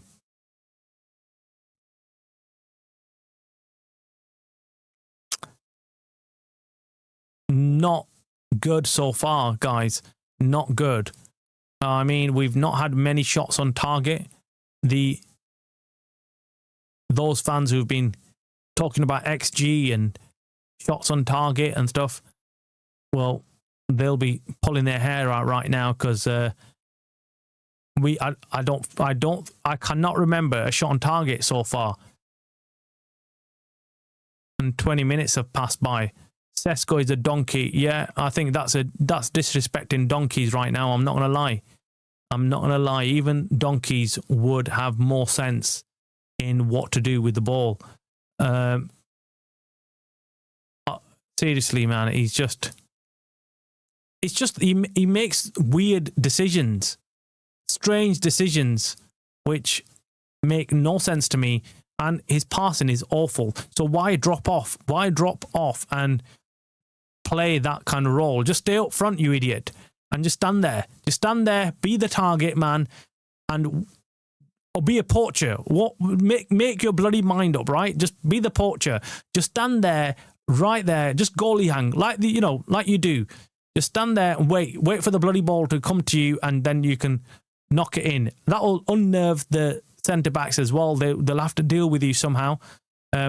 Right now, it makes no sense for him to drop off because he hasn't even got the pace when he does get the ball to take on the defenders. Walker with the ball, going to throw it in now. Isn't it strange? Walker, guys, in the Burnley kit looks so weird. I mean, you're so used to seeing him in the City kit that any other kit, it's just one of those players that you're so used to seeing in a certain club. The wings have to be inverted in modern football. So sorry, let me go back. I don't get it. Yeah, it's a strange. Dogu has to be inverted. Fletcher, honestly, completely old school with no inverted players. The wingers have to be inverted in modern football. He needs to switch the wingers to the other side. Yeah, I thought that. I really did. Immediately, it just looks weird. It looks weird because Dogu looks shit on this side. Sesko with a header. Oh, that's the first chance we've created. Bruno Fernandes with a really nice ball crossed into the area. And Sesko should have done better. Should have put more power onto that. Yeah, it was a brilliant ball. Put it on his head. Right where you want it. And Sesko with 0 goals in his last 9 games. Yeah. 009, man. I mean, yeah, that was a brilliant chance. Brilliant chance. Sesko is a donkey. Yeah, we've read that. Shaw offering nothing at left back. Yeah, Shaw's just... Sesko gives the ball away again. I mean, how many times... Am I the only one bloody watching this? Am I the only one seeing Sesko's crap Get him off, man. He's a bloody liability. Absolute liability. He keeps bloody... Stop passing in the bloody ball. He keeps giving the bloody ball away. Sesko is a Poundland Haaland. Yeah, man. He's a joke. Absolute joke. Biggest waste of money since Jemba, Sancho and Anthony. Yeah, man. He will be up there. He'll be up there if he does not start improving. And it doesn't look good already in this game. In this game, it does not look good.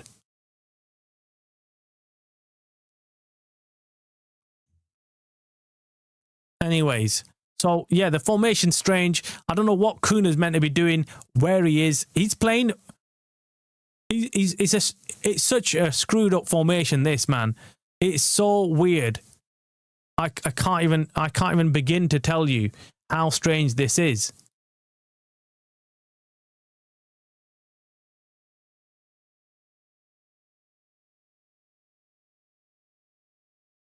Oh, Kuna on the ball.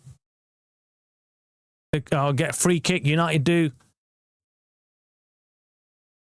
It's just weird formation. I don't know what he's done here. I really can't see. I'm trying to bloody work out what each player is meant to be doing, because Kuna's not even on the wing. He's playing more like a shadow striker just behind Sesko.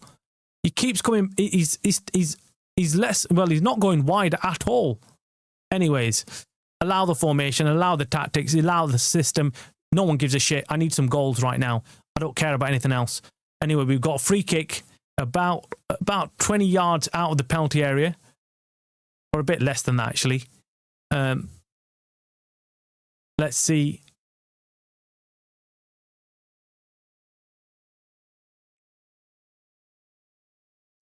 Bruno Fernandes going to take it. Chips it into Casemiro. Casemiro headers it back into the area. Kuna goes, oh my God, it's a goal line clearance by the goal scorer, man. What is wrong with this guy, man? What is wrong with him? He's just scored a freak goal and then he's just cleared off the line. Keeper was beat, man. Oh my word. That was a goal all day long. Kuna with the header. And that is a joke, man. Humphreys, man. What a flipping joke. Humphreys just flipping. He's having a game, isn't he? He's having a game. Sesko with a chance. Goal! Is that Leacher? Is it a goal? Or is it offside? What is it? What the flip is that, man? What? Is it arguing that is a foul? What a load of rubbish, man. Whatever that was, that's just rubbish. How is that a foul, man? How is that? Show me. The ref's having a nightmare here. He's dropped it, hasn't he? What the flip is this?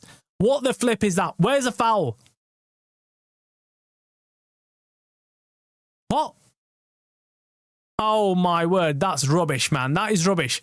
You've got players holding on to each other everywhere, all over the penalty area, and he gives a foul on Walker because Leacher, pushes him slightly and Walker falls over.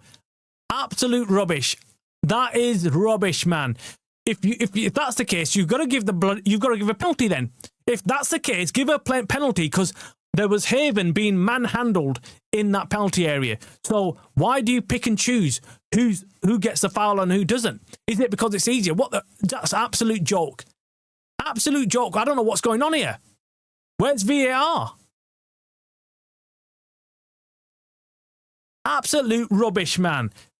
Zero consistency, zero common sense. Absolute joke, man. They're taking the piss right now. That goal should have stood. It should have been 1-1. Leacher with a nice finish as well. United are going to feel aggrieved. And rightly so. I mean, they've conceded a lucky goal, a freak goal, and then Walker's gone down like a sack of potatoes which was happening all over the bloody pitch. All over the penalty area. Everyone was holding on to each other. I mean, just a joke. Absolute joke. So are you telling me if it was the other way around and Leach fell down, he would have given a pen? I don't think so. I don't think so. It's just shit refereeing. And this is why you kind of watch these games and think, yeah, the refs are terrible right now. Refs are a joke. I just can't believe what I've just witnessed. It should be 1-1. We've been robbed. Hannibal on the ball, man. Hannibal is cooking for Burnley. He's their main outlet. He's gets the ball and he's obviously comes out with all his tricks and shit, you know. But he's just an awkward kind of player to mark. That's what it is.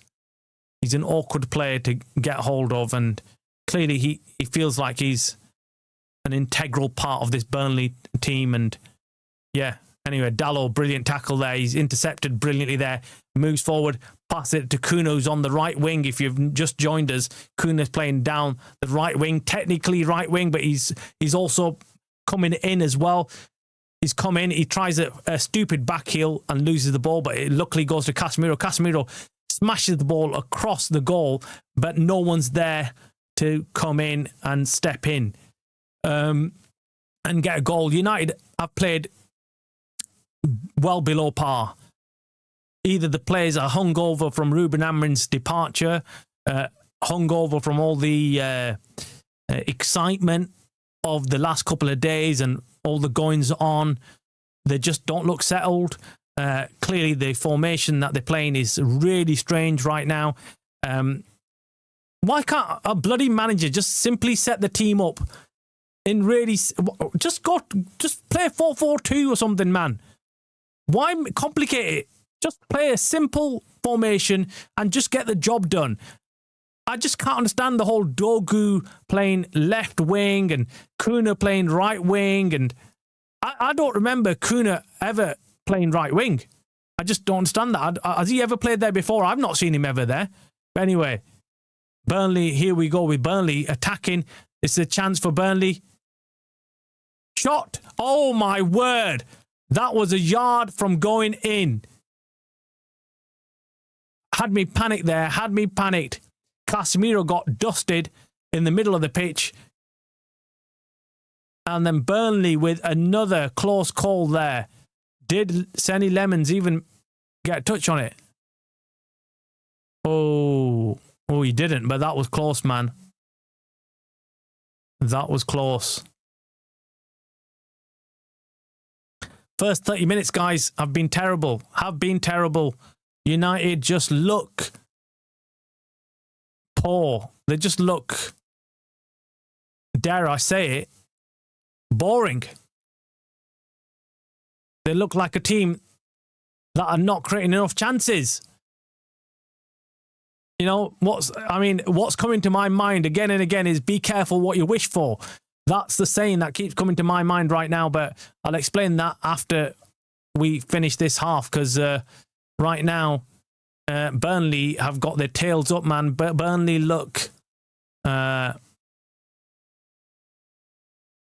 like they're enjoying themselves, man.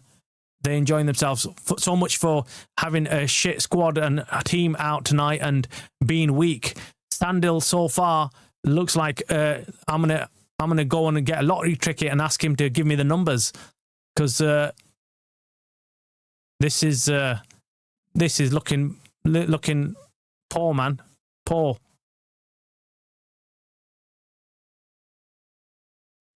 And it comes to the forward play. Sesko just looks like a waste of space.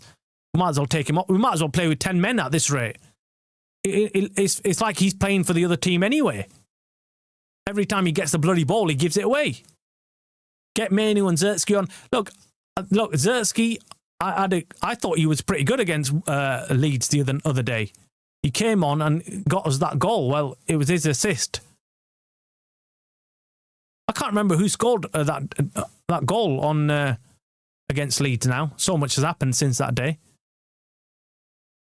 Oh, it was Kuna, wasn't it? It was Kuna who scored. Yeah, Kuna's just not comfortable in that position. If anyone's looking at it, if anyone's watching it, they'll know what I'm talking about. He just looks odd. He's just like, yeah. It's not. I'm not quite sure what he's been told to do.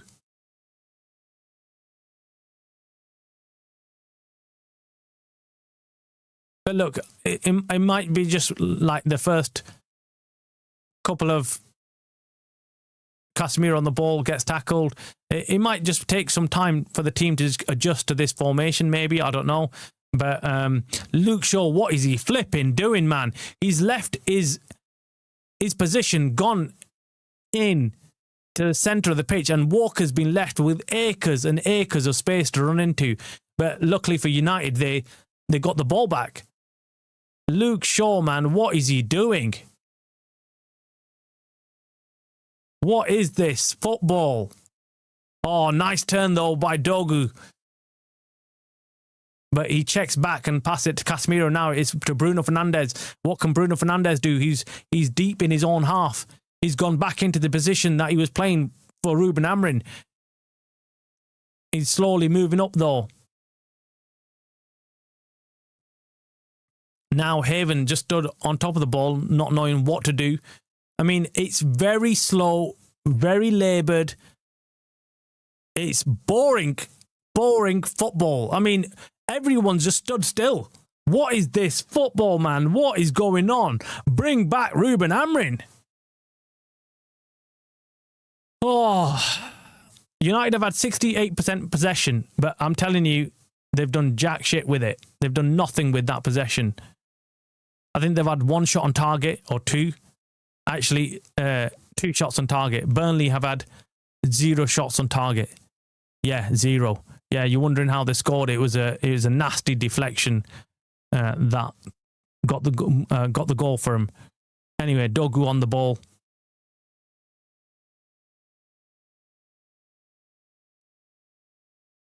Dogu with Ugarte to Haven to Casemiro. Casemiro plays it forward. Oh, that was a shit ball to Kuna. He asked a lot of him, but Kuna just about got to it. But anyway, it's gone out for a United throwing.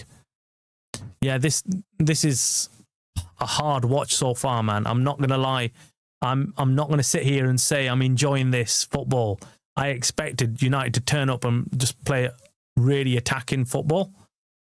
But they just not look comfortable for whatever reason.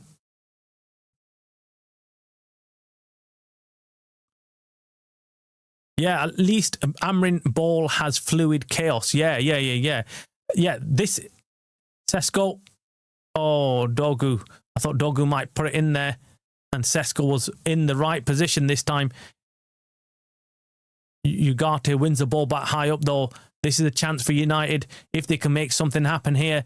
Shaw pushing up as well to Bruno Fernandes. Bruno Fernandes crosses it into Sesko on the back post. Sesko jumps up but misses. We've got a chance here. Oh my God, what was Kuna doing there? Why did he header it for? What is he doing, man? Kuna, do you know what? Kuna is so weird. He comes out with the most weird things. He just does the most odd thing at the wrong time. He didn't need to header it. He just should have brought it down and taken a shot or something there. Dogu crosses the ball in. Oh, that was dangerous. Ran through a corridor of uncertainty. No one knew what to do. No defenders there. Just watching the ball go right past him, and there's no one from United getting into that position. Haven now on the ball, wins it back. We've got a Burnley player who's down, clutching his foot, but yeah, that's bull, man. That's bull. Leacher didn't do jack.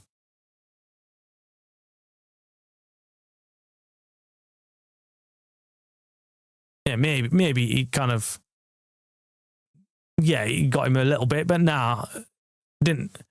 That's bullshit. We've got 0 wingers until Ahmad and Brian get back. Rashi has to come back. Well, look, yeah, I mean, if he can be disciplined, if he's learned, how to be disciplined, but I can't see that happening. I really can't. I think Rashford's probably enjoying himself out in Barcelona too much. And I think he's going to, if he gets a chance, I think he's joining him.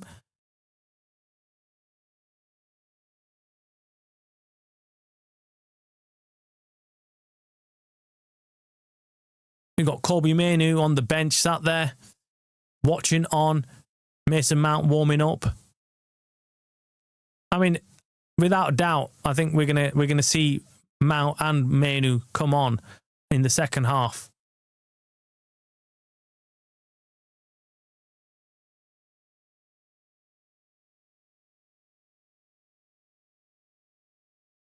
But look, we've got some worried faces in the Man United camp.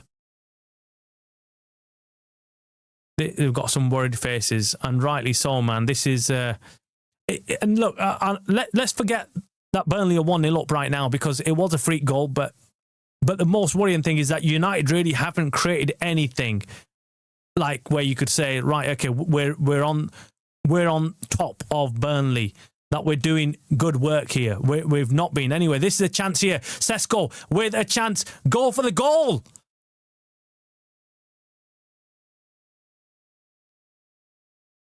Absolute. I don't want to swear, man. I don't want to swear. But he's useless. He's useless. Bruno, it looks like he's got... All right, Hannibal's got a yellow card. Oh, my word, man. How did he not do better? Mount, Mainoo and Zertsky, triple change. Yeah, I can't see it happening straight away, though, Anish. I really can't. I just feel like they're gonna hold out. They're gonna hold out. But yeah, that was a massive chance there. This is the Sesko that we've seen out in the Bundesliga would have been running down and taking a shot with that chance there, but he didn't ever look like he was going to do that. He's got zero confidence right now. Ugarte takes a shot. It ricochets and goes straight to the goalkeeper. And we start again.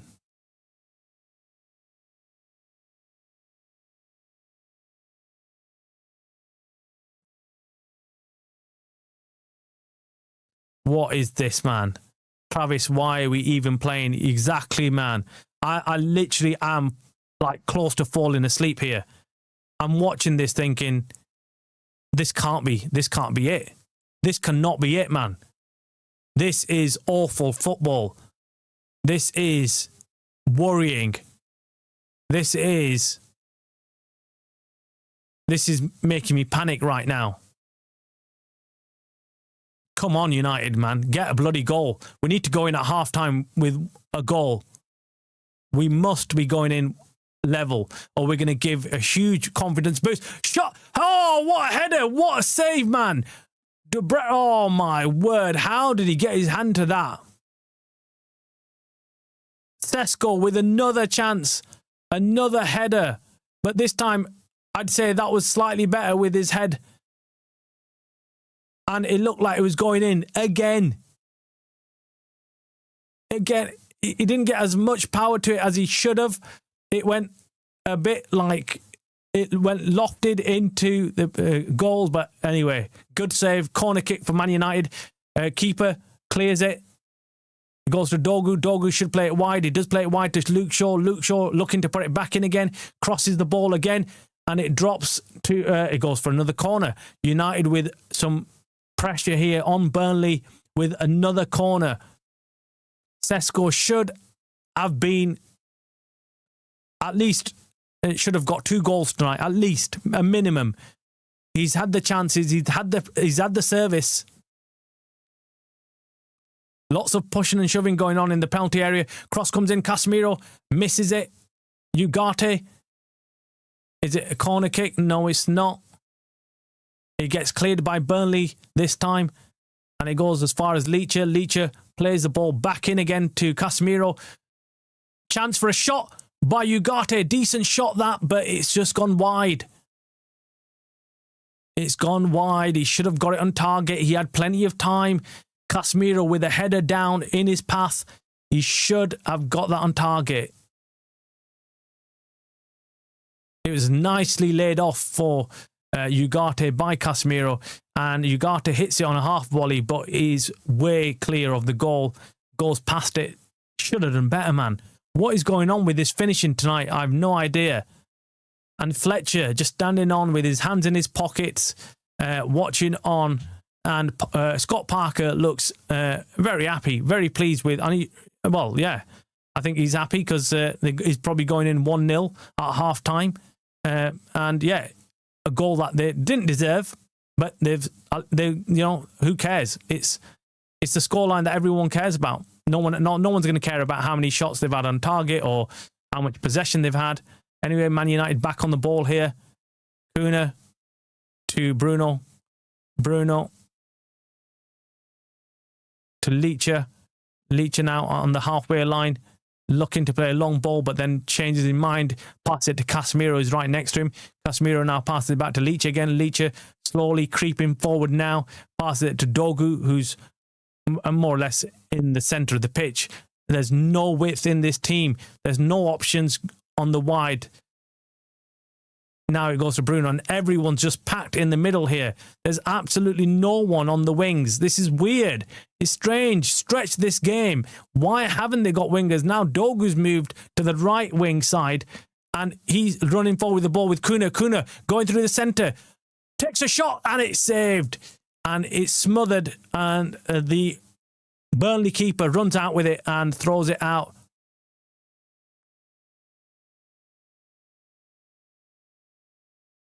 Oh my God, man. 2 minutes added time here we're playing.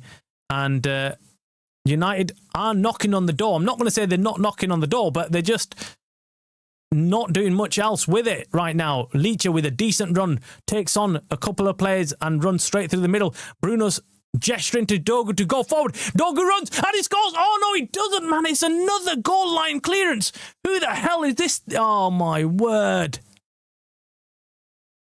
Oh, what is this football right now, man? Someone's cursed us. Maybe someone whose name begins with R and ends with N. I mean, 2 goal line clearances, for God's sake, come on. Cross comes in for a corner kick, and again, Humphreys headers it out brilliantly. Bruno Fernandes. Ugarte takes a shot and it goes over. I think that's going to be the end of this half, guys. But some better signs. That was wow. That was. I thought that was a goal, man. I thought that I was ready to celebrate, and another goal line clearance from Burnley. It's half time now, guys, but oh my God. Why God. Wow. I was not expecting that.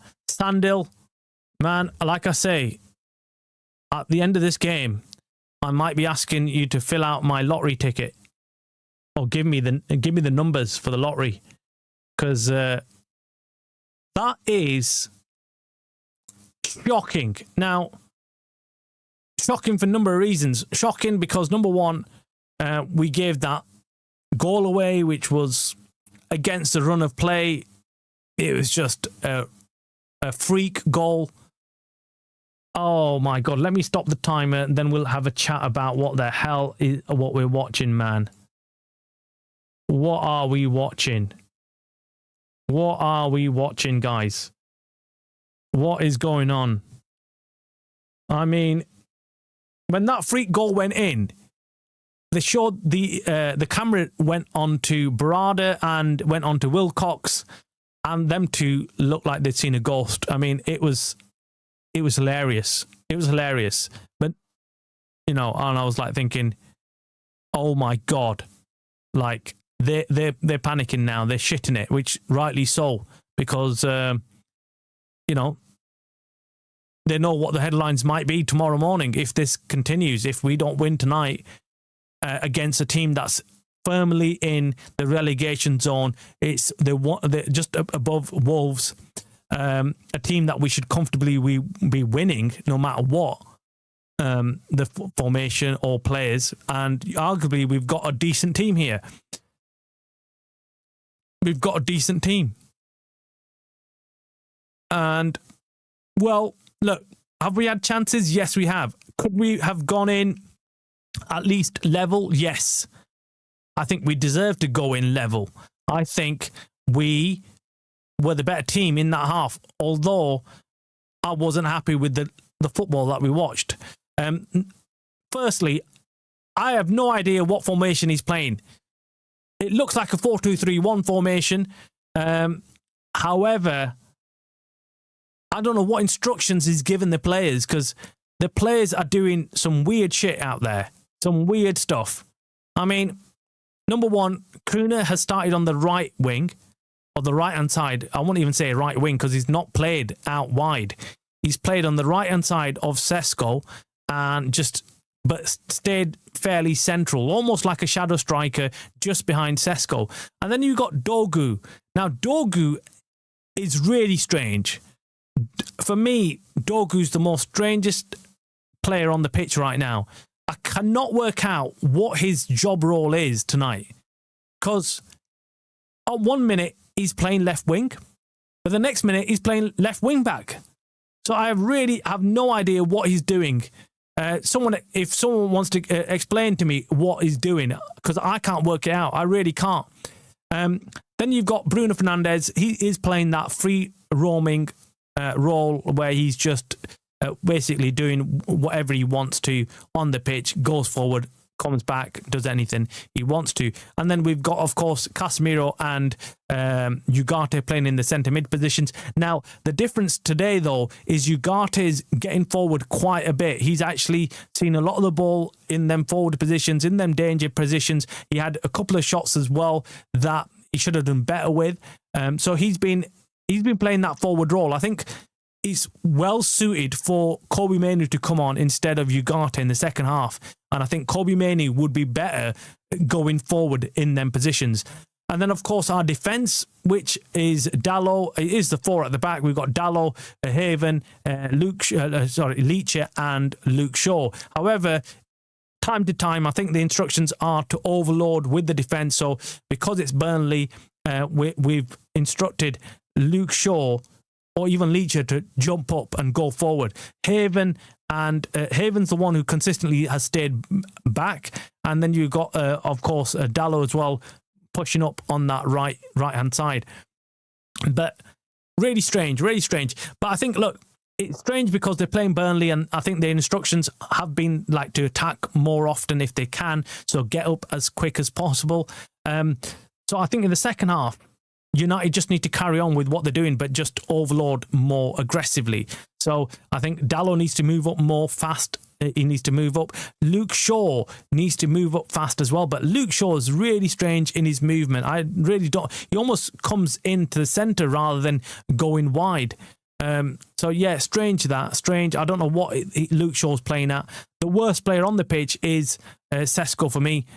Yes, he's had 2 or 3 very good chances, and he's got headers on target. He's taken one really good save from the Burnley goalkeeper with a header that I thought had gone in.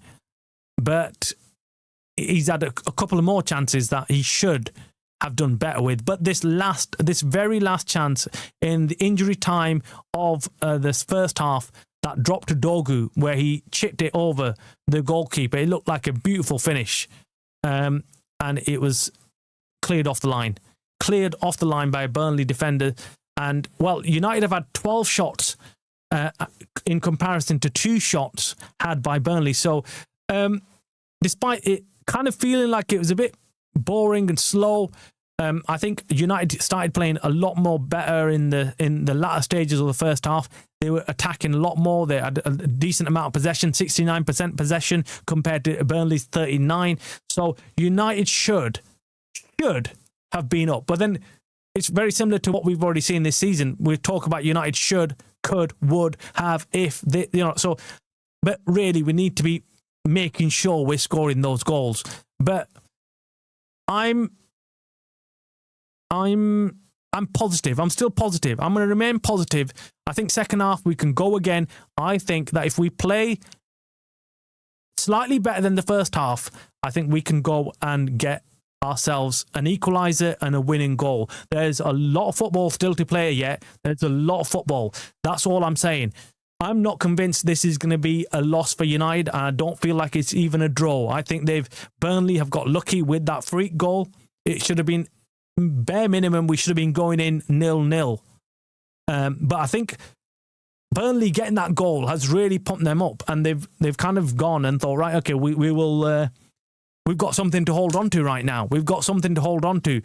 Let me see what the chat's saying. Let me see what you guys are all up to. What you think has happened. Jim says gutted. I don't believe it was a lucky goal. This game is where we should score 4. Shaw can't play left back anymore. He said it himself. Everyone is all over the place, says Dave. They are. That's what I feel like. I couldn't even work out what was going on for the first 10-20 minutes. I don't get it. It's strange. Dogu has to be inverted. Fletcher, honestly, completely old school with his inverted players. The wingers have to be inverted in modern football. We need to switch the wingers the other side. Yeah, I think that too. I thought Dogu plays a lot better out in the right wing, and I think Kuna is more comfortable playing from the left-hand side. But again, I don't know. So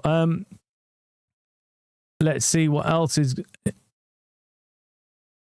what's going on here. Kuna isn't even in the wing. Dogu can't play left wing. Yeah, get Menu and Zertsky on. Yep, I think. Look, we're going to get them changes for sure. We're going to second half. We're getting changes. They're coming in without a doubt. I don't think Fletcher's going to wait too long. I think he's going to come in. They had 0 instructions. Fletcher just said, go out there. I think that's it. I think that's what's happened. I think Fletcher's gone out there and said, just go out there and enjoy yourselves. But I think they've, as the half went on, they got better. I think they got more comfortable with what they're doing. I think in the first 20 minutes, they were just in shock that they were just left to their own devices, right? Gutted 2 goals off the line. Sesko going to score in the second half. We should have at least 3. We should be up 3-1 at least, says Dave. Players are really all over the place, though. Sandil said, we just keep the ball for the sake of keeping it. We're not attacking. We're not aggressive. Yeah, I thought for the first 25, 30 minutes, we were just, holding onto the ball, but we were doing nothing with it. It just looked really strange. But again, it felt like the players didn't know where each other was. They didn't know who to pass it to and where to pass it to. What does Kuna even offer when Bruno is playing in the role Kuna should be in? Get Sesko off and put Kuna 9, Mount on the wing. This looks like Southgate ball to me. Do you know what? It's been, for me, the criticism lies with Sesko. I think he did start playing better in the in the latter stages of the first half. I would still give him the next 10-15 minutes of the second half, see if he can do anything, and if not, then I think he will be coming off. I think you might be right. I think Kuna might go straight through the middle. I think Mount will be brought on. I thought Menu might be coming on as well. Menu go in the Ugarte position, and the Ugarte comes off. I think that's what the most likely position is. Anyway, let me go and give you the score lines for the Premier League games around happening tonight. They're ahead of our game, so they're already nearing their full-time whistles. So we've got Crystal Palace against Villa. That's a boring 0-0. I thought that was going to be a cracking game, so that's how much I know about cracking games. Brentford against Sunderland, 3-0 to Brentford. Wow, Sunderland I've got hammered today away from home. Now, surprising because Sunderland have been playing some really good football lately. Man City currently drawing against Brighton at home. 1-1, 85 minutes played there, so they've got 5 minutes to get a goal. Then we've got Fulham against Chelsea, 2-1 up against Chelsea, and Chelsea have got Cucurella sent off. So they're down to 10 men. And that's their first game of their new manager there. And then we've got Bournemouth, who are drawing currently 2-2 against Spurs at home. That seems like another good game, that actually. They've got about 4 or 5 minutes left to complete that, plus injury time. Then we've got Everton against Wolves. Everton have got one man sent off, so they're down to 10 men, and it is 1-1 against Wolves. And then half-time at the game at St James's Park with Newcastle trailing Leeds 2-1. So Leeds are up against Newcastle at St James's Park 2-1. And then, of course, we've got a big clash tomorrow with Liverpool, Arsenal against Liverpool. Well, you can call it a big clash, but I don't think Arsenal will be too worried with this Liverpool side just failing and not doing too well. And I've heard that Ekitike might be out as well of the squad, so he might not be playing, their star striker.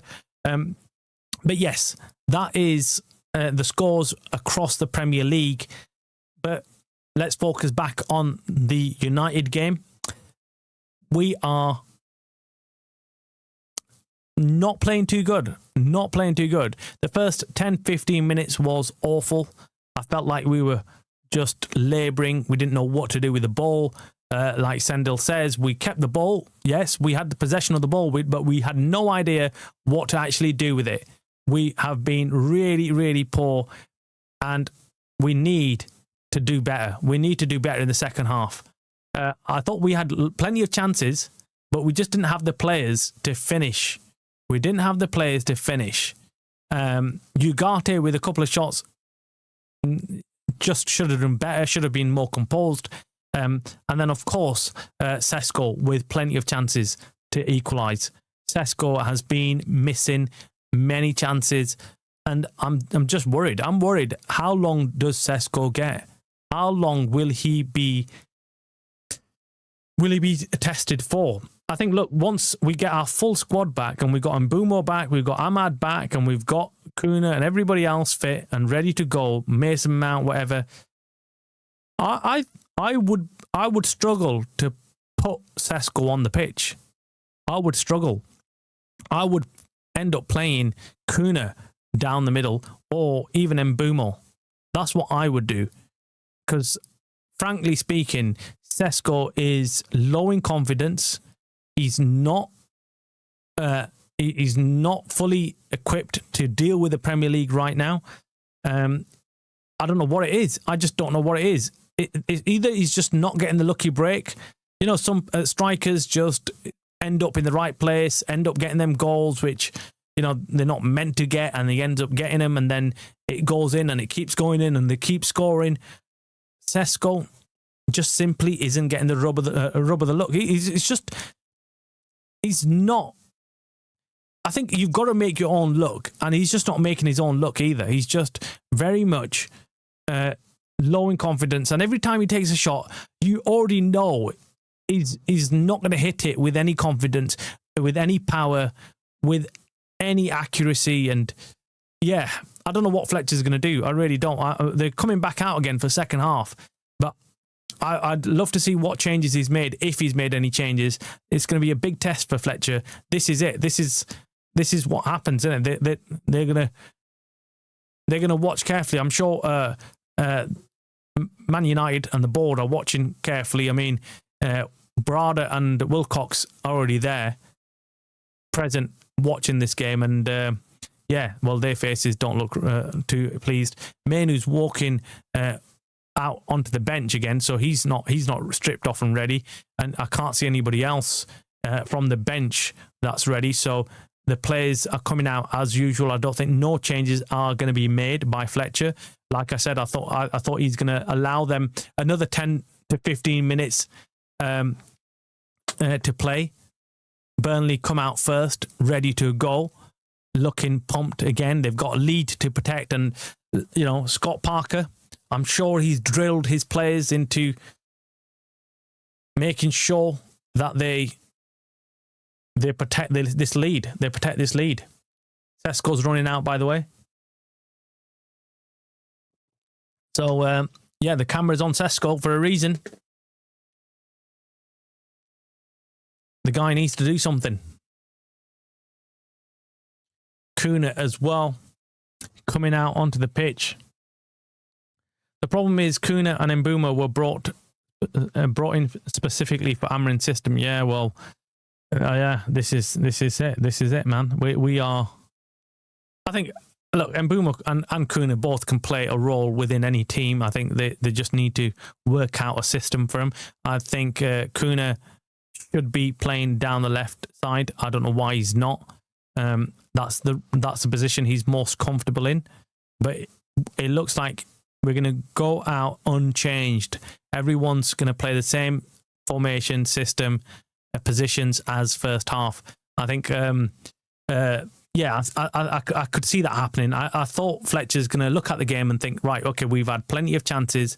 We should have even come in the lead despite having that freak goal going against us. So I think Fletcher's happy so far with the performance United have put in. So yeah, let's see what he's told them. Dogu on the ball gets I mean, there's been lots of unforced errors by United. It's like the players are just off the rhythm, and well, that for me is where I think United have played like this for most of the season. They just look lackluster. They look slow. They look like they've got zero aggression in them. They've got, no drive, no hunger. And that's my criticism of this United side. They've just got no hunger for it.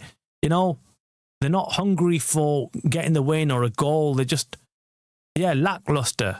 Slowly, they build up play. They just they don't look like they want to score.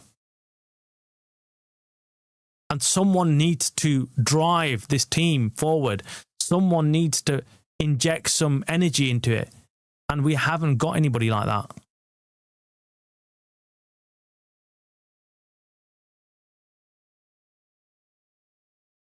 Luke Shaw on the ball.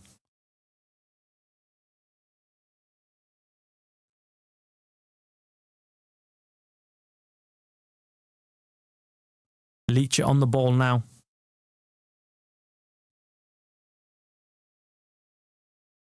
Leacher plays it forward to Dogu.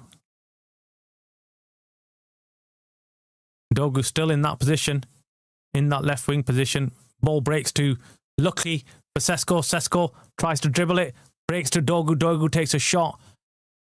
He should have just left it for Sesko.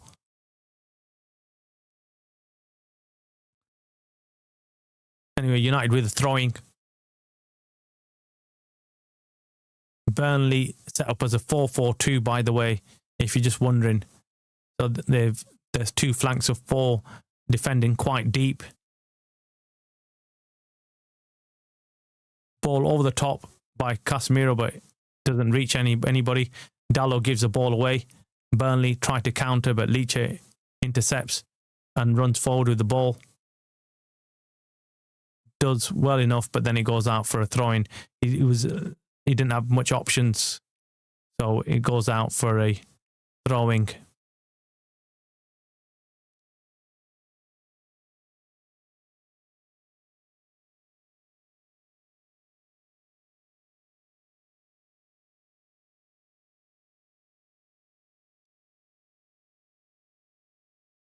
Luke Shaw plays a shit ball to Dogu. Oh. The camera keeps on going to Barada and Wilcox, with all the new stories.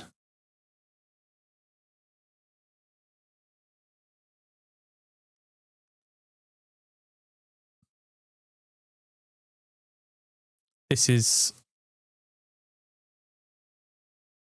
difficult, man. I'm just trying to work out how United are going to get a goal from here, man. Because I thought they need to come out more aggressive this half. They need to start where they left off the first half. Pin Burnley right back.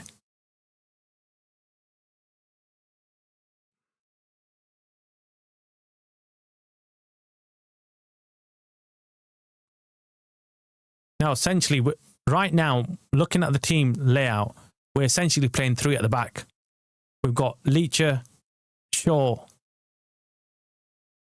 and Haven as the 3 centre-backs.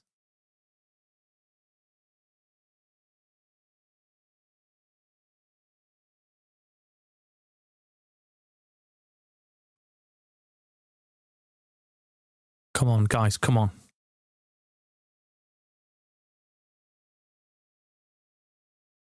Left side of the pitch is completely ineffective. Yeah, it is. I mean, look, all our goals this season mainly have come from the right-hand side. And our right-hand side is completely dead today. We've got no one apart from Dallo coming down that side. Because Kuna doesn't come out wide. He stays fairly central. Bruno Fernandes to Sesko. This is a chance and it's a goal. It's a goal. It's an equaliser. Brilliant run from Sesko. Brilliant, brilliant, brilliant ball from the one you know it is. Bruno Fernandes with a very, very good assist, man. We finally get that goal. Brilliant goal. That was all Bruno Fernandes. All Bruno Fernandes. Yes. Come on. Get in there. That was a brilliant, brilliant ball from Bruno Fernandes, but a really good run by Sesko as well. Not going to take it away from him. That was brilliant movement. That's what we need to see more of. We need to see more of that.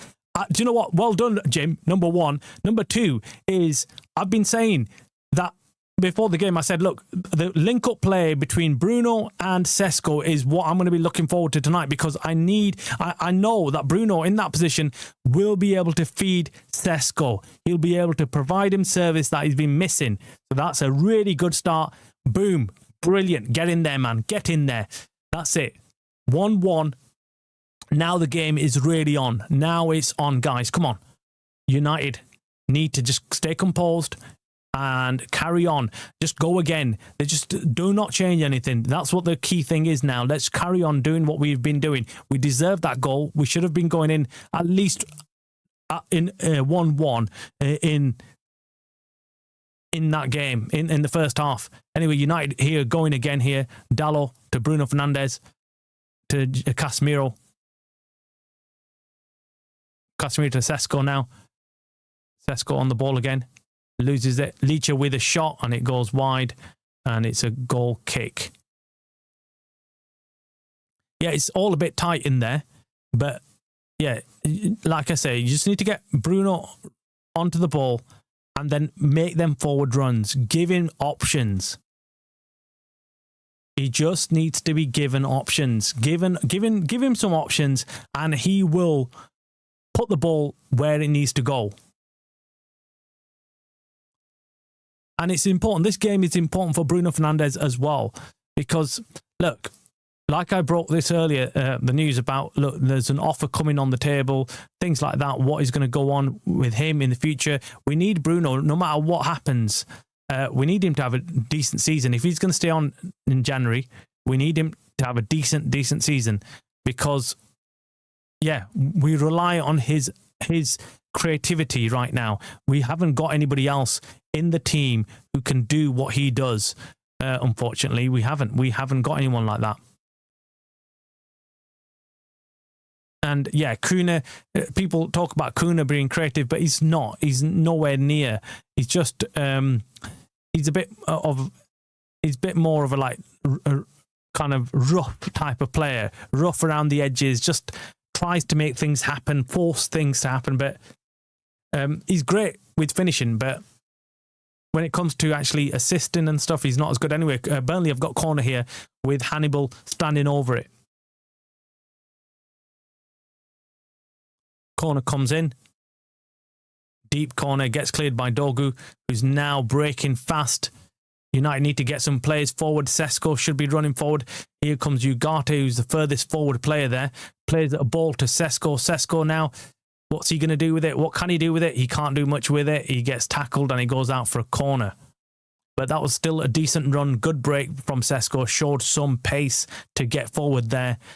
So did Bruno Fernandes, actually. So we broke pretty fast there. Really good break that.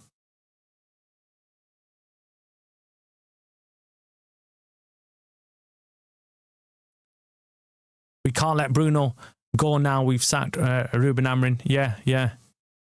Bruno with corner, decent corner, but he gets cleared. Goes back to Bruno though. Bruno looking to put it back in again. He does, but he goes pretty low and he gets cleared. Kuna now with a stupid shot. Like I said, Kuna is just silly. He didn't need to do that. We had him under bloody pressure. Why the flip do people... some players like that really irritate me, because we've got them under pressure. Keep the ball. Look for someone to make the run. Don't try a bloody 30-yard shot. Anyway, chance here with Bruno Fernandes. Oh, my word. It dropped to him. The defender failed to clear it. Dropped in the path of Bruno Fernandes, and he had a great chance to score there. But he had a lot of pressure on him. It was Leacher with a long ball forward. Brilliant ball forward, actually. The defender, I think it was Humphreys, just skims his head, but it lands perfectly in the path of Bruno, and he hits the post and it goes out. Oh, unlucky, but good signs here, good signs. That was a brilliant run by Bruno Fernandes, and Leacher at his best. You know, we've seen Leacher provide that kind of assist many times before as well. So great.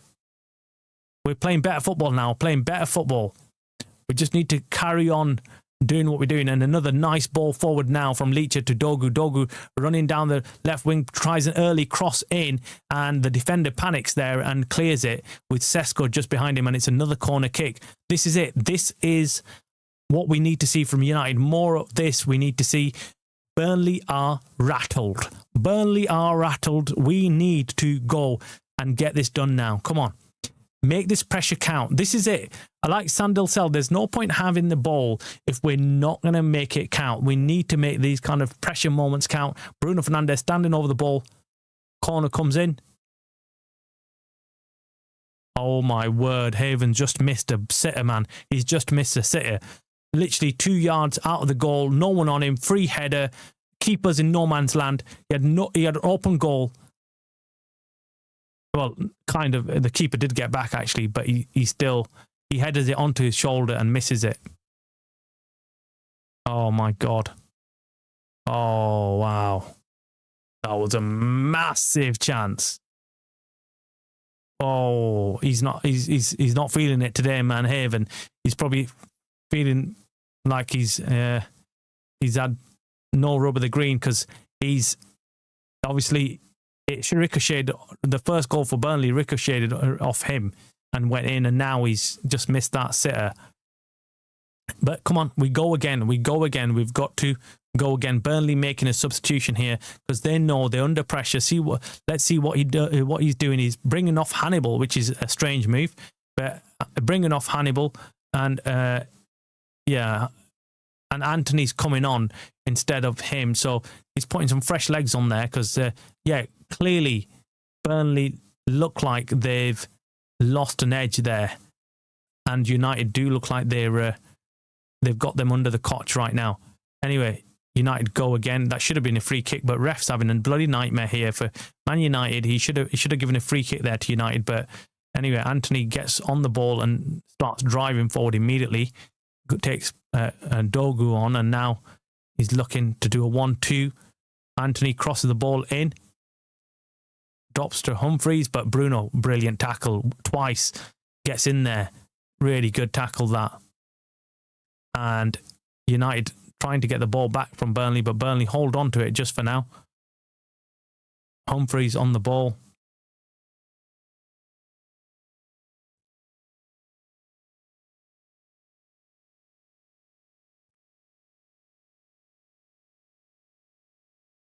Cross comes in. Senny Lemons collects it. Most games around the Premier League have finished, by the way, guys, but I don't want to give you the scores just yet because no one gives a crap about them right now, because we need to go and get a goal. So allow the score lines. Let's go. Let's go with United. 60 minutes played here. I didn't even bloody set the timer, did I? Just a joke, isn't it? I mean, I just can't be doing with this kind of rubbish. I'll get 2 into the game.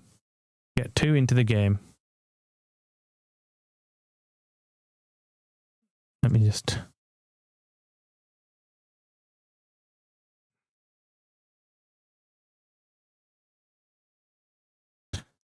goal. Sesko scores, guys. Another goal. Sesko. Boom. Yes, what a finish.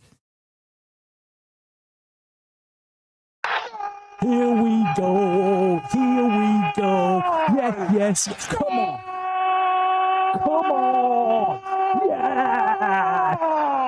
What a finish. That was a beautiful finish, guys. Beautiful finish. Oh, my God. Let me change the scores now. Let me change the scores. United, oh my God. I told you we were cooking, guys. I told you we were playing better this half now. And wow, what a finish that was. Dogu with a cross, and it is a really, really nice right-footed volley from Sesko. Oh wow, that'll do wonders for his confidence. That is the type of finish for a striker you love that type of finish. But that was a wonderful ball in by Dogu. What a cross, man. Just put it on the plate for Sesko. And, well, yeah, all he needed to do was, well, it's still a top finish, man. Wow.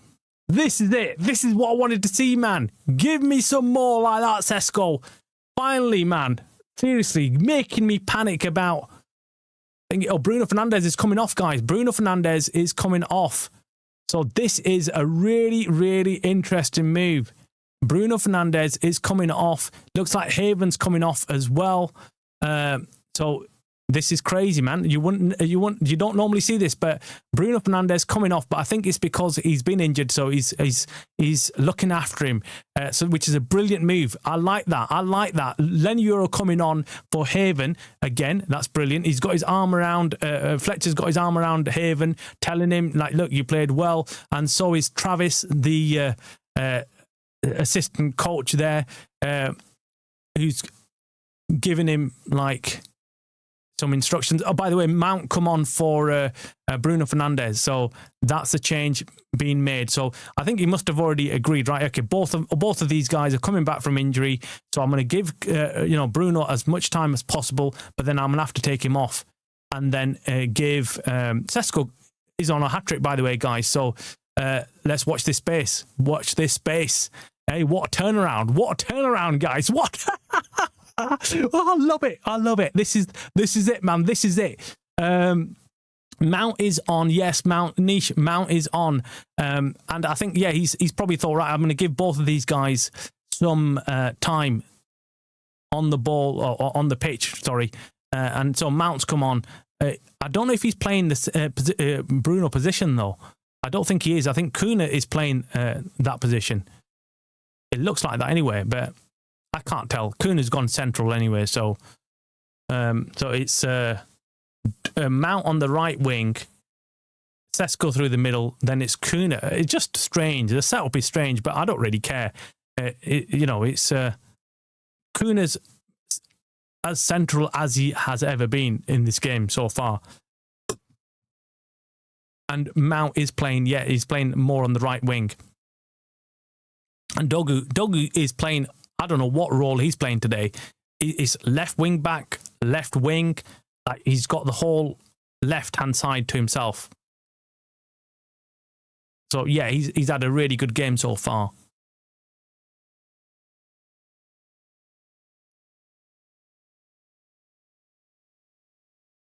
Wilcox and Barada look slightly relieved, but they're still sat there, nervous. Camera keeps panning to them, which is interesting, isn't it? It's interesting to see. Okay, so Burnley have got a free kick here in the United half, about, I'd say, 30 yards out of the penalty area. Quite far for a shot, so I think he'll cross it in or dink it in and look for someone to get a header onto it or something like that. It's still dangerous, though. Still needs defending. Lenny Euro just come on for Haven. I thought defensively Haven played well. I don't know how why he took Haven off, but yeah. Luke Shaw clears it. He goes out for a throwing.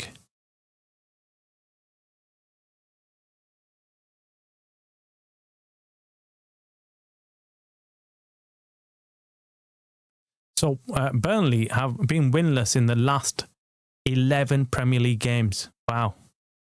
That's crazy. But I don't care. I don't care. Yeah, niche. That's it, isn't it? And Sesko looks a lot better with Bruno right behind him. I said that. I've been saying, look, he's not had the service. He's not had the service like this. I mean, Bruno, whatever we think of him, we know in that position he is world class. And if he's playing that position, that's it, man. He's cooking. He's cooking. And the reason being is because he doesn't have to. He's not got any long passes to make, so he's not going to find it difficult to find anybody. Burnley on the attack here, trying to do something, but United just about to defend it. But Burnley coming again here. United having to do a bit of defending here, but now they're back on the attack. Kuna get the bloody ball, control the bloody ball, but he can't, and he loses it to Burnley, who are back attacking now. Now, Kuna needs to do better there. I mean, if to be honest with you, what I would do, I would take off Kuna. I would have taken off Kuna as well and brought someone like Manu on just to give us the ball, keep the ball. We need to keep the ball better. We just haven't got anybody who can hold onto the ball and resist the pressure that Burnley with a shot, and it's a flipping goal. What the flip is that, man? What is that, man? Anthony scores for bloody Burnley. How the flip did we let that go in, man? Absolute joke, man. Absolute joke. It's flipping Ugarte, man. I swear it is. I'm sure it is. Let me check. For flip's sake, man. So easy. We make it look so easy.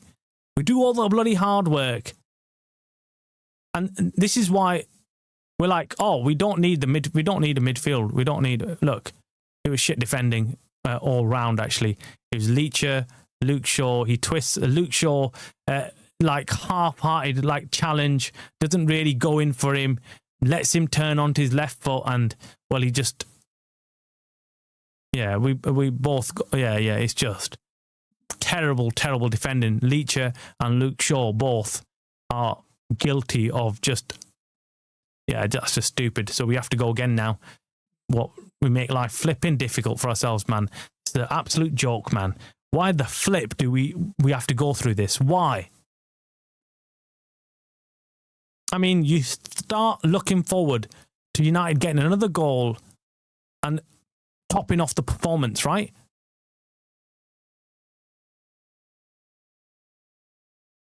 Burnley are threatening another goal here, guys. Flipping joke, man. And they've got a free kick now, like couple of yards out of the area. Shit, man. Why do I do this to myself? Why, man? Why do I do this? Why do I do this to myself? Watching this kind of stuff, man, kills me, man. It's just awful, isn't it?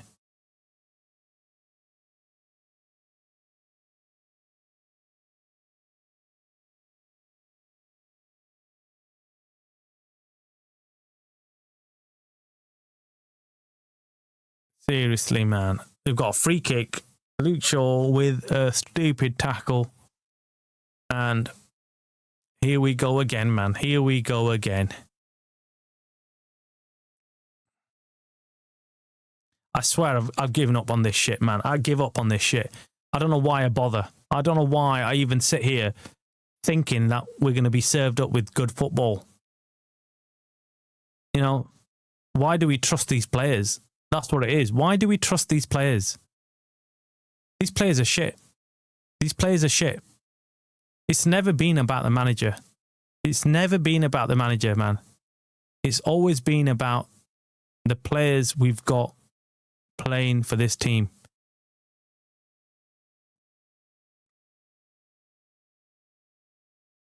Just simply not good enough, man.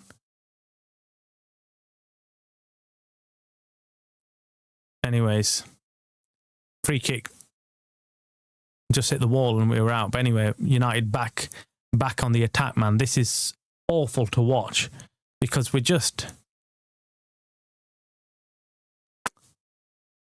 it's frustrating to watch, man. It's frustrating to watch because you just think, oh, maybe, just maybe, we'll be all right now. We'll be all right now. We're okay now. We'll do it. We'll do this.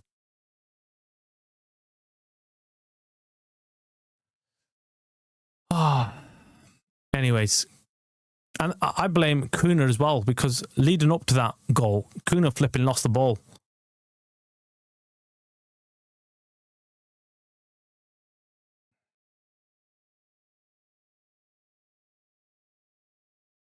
That's their first shot on goal, by the way, that they've got Anthony scored from, by the way. First shot. Absolute joke, man. Absolute joke.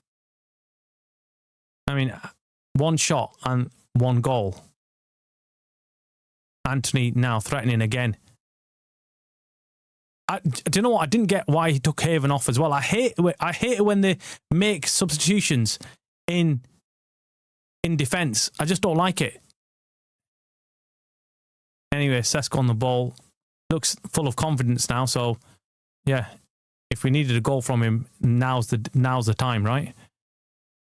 Anyway, Dogu. Kuna loses the ball again. I swear he's had a shit game, man. He's had an awful game. Take him off. Take Kuna off, man. Take him off. I'm sick and tired of seeing him lose the ball, man.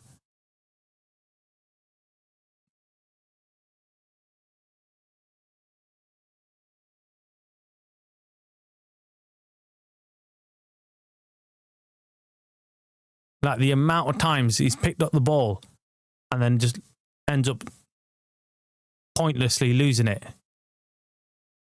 Dallo on the ball. Ugarte sells Luke Shaw short, but he just about keeps it. Sesko with a turn and shot, but it is a weak shot. Should have done better though.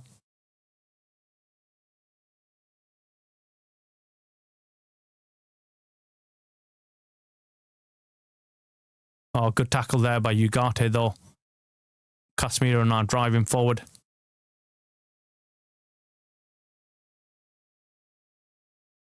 We're lacking quite a bit of pace down this right wing. That's a problem. But Kuna drives forward. Good run. Sesko tries to control it, but kind of doesn't have any options.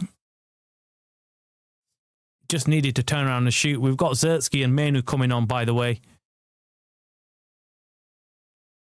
So this is going to be interesting to see who comes off. I think Sesko might be the one making way. And we'll have to see who comes off for Menu. I think it probably is either Casemiro or Ugarte. If it was me, I'd take off Casemiro, to be honest with you. I think Ugarte's had a decent game for us. I think Casemiro, on the other hand, not so much.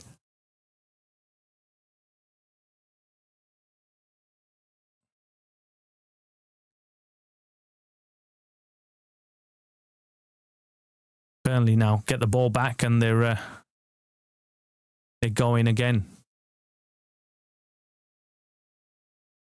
Come on, man. Just bloody win this game. Why? I'm sick and tired of this shit, man. Why? Why do you do this to me? Why? Why? Seriously, man. I think Hannibal is better than Kuna. Well, today's performance, Kuna's performance has been an awful performance. Anyway, subs coming off. So Kuna is coming off. I called it, man. I called it. Kuna's awful, man. So on comes Zertsky for Kuna. And Casemiro comes off for Menu. Finally, we've got a manager who thinks like me. Well done, Travis. Finally. Yes, I would have made exactly them substitutions. I called it even before it happened, right? I said, look, Kuna has had an awful game. Casemiro, for me, is not as good as Ugarte, unfortunately, today. Ugarte has defended well. His passing's been decent as well. But I think he's just covered more of the pitch. He's got more speed on him, where Casemiro is just slow. Anyway, Menu comes on, plays a decent pass straight away. That's what he's got. That's what Menu's got, man. Menu's got that pass in him, man. I like that. And Zertsky as well. I'm glad Sesko hasn't come off, because I wanted to see Zertsky and Sesko link up again. And Sesko looks like he's full of it right now. He's full of confidence. And yeah, if he's on a hat trick, just go and get him one. Do you get it? So come on. Manu on the ball now, looking forward. He's in that right spot, man. I like seeing Manu there. I really do. I think Manu can cook tonight as well in this position. Shaw to Manu. Manu is our main man right now. Manu is going to be our main man in this remaining time that we've got left. 15 minutes or so to turn things around and get a goal. Ooh. Ugarte does well there to hold on to the ball. Manu on the ball now. Come on. Got plenty of big bodies in the area. Oh, shit. My Dogu, man. Oh, it's all over the place right now. Oh, go on, Manu. Brilliant touch there. Unfortunately, he gives the ball away again, though. Oh, it's a bit choppy right now. No one's really able to hold on to the ball, and Burnley get a free kick near the halfway line. Oh, man. This is Burnley looking to make another substitution.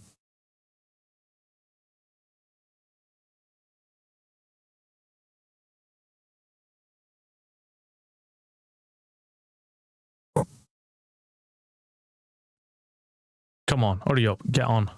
No one gives a crap. No one cares about... anyway, Borgia's gone off. Foster's come on. For him.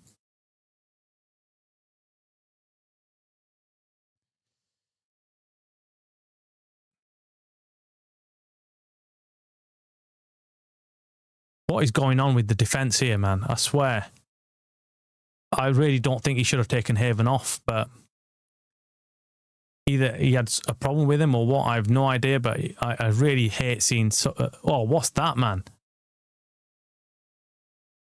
All right, I thought Walker deliberately fouled Dogu there, stamped on him, but he apologises. And we go again, United. Come on, man. I feel like there is a goal in this game for United, I really do. Then you're driving forward to Dallo, to Mount. He's got no options in front of him, though. He has to go wide to Luke Shaw. Luke Shaw looking to cross it in. Crosses it in, but it goes to no one. Manu now on the edge of the penalty area. Passes it to Dallo. Dallo back to Manu. Manu crosses it in low, and it goes nowhere. Now it goes to Lenny Euro. Lenny Euro looking to shoot, but then passes it to Dallo. Dallo crosses it in. Lenny Euro. Oh, it goes for a goal kick. It goes for a goal kick. Oh, man. I mean, look. I still think there's a goal in this, guys. I still think there's a goal in this. It's a weird game. I'm glued to it. I mean, it's really interesting to watch. We made it hard work. I mean, Burnley have got one lucky goal, fluke goal. The other one, it was bad defending. It was a very good goal against the run of the play. But United still need to go and get another goal now.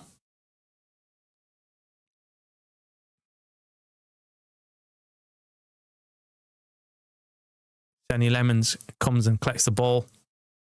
Come on, play it out wide. Ugarte, brilliant. Right through the middle now. Ugarte moving forward. We're playing quite an attacking formation here with the players forward. We've got Dogu, we've got Zertsky, and we've got Sesko in the areas.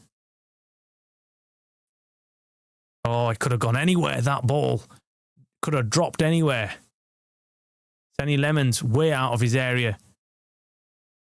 Gets rid of the ball. He's offside. Offside, get in there. Come on.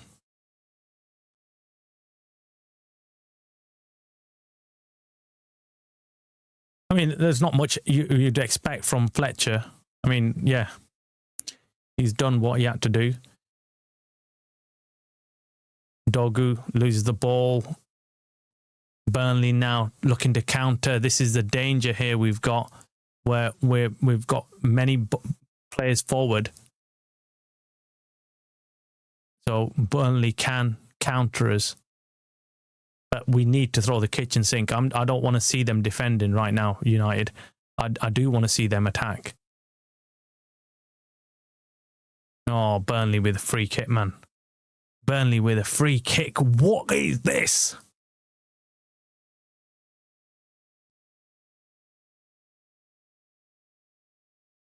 Come on, man. We need a goal. Yeah, I guess that was a free kick by Manu.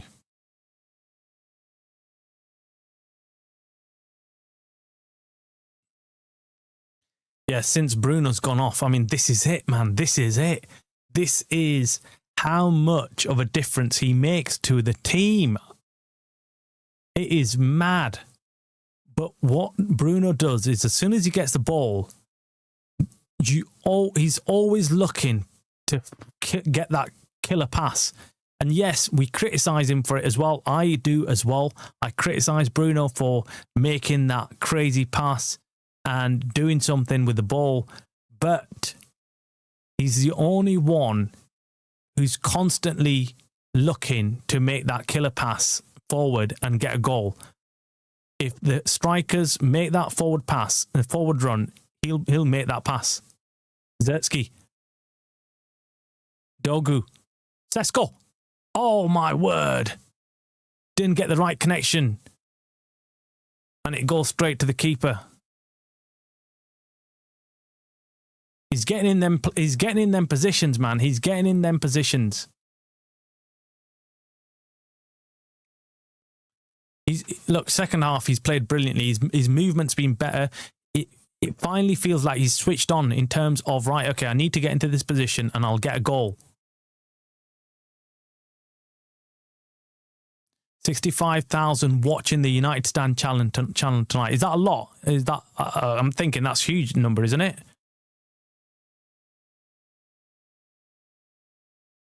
Or does he get more than that? That's what I'm asking. I'm not taking a dig. Anyways, 81 minutes gone. Burnley 2, Man United 2. Dogu, clear it. Go, go, go, go. Oh my God. Okay, just about. Is that a foul? Oh, come on, man. Manu looks forward. Oh, Manu, what are you doing? What are you doing? I thought that was a through ball to Sesko for his hat-trick. Okay, Ugarte, Manu, Ugarte, back to Lenioro. We've got plenty of options going forward. We've got Zertsky and Sesko essentially playing a two-man strike here. Dogu. Oh, what's the... Oh, Dogu, man. Why is he not controlling it, man? Oh, my God, man. What? It's so frustrating to watch.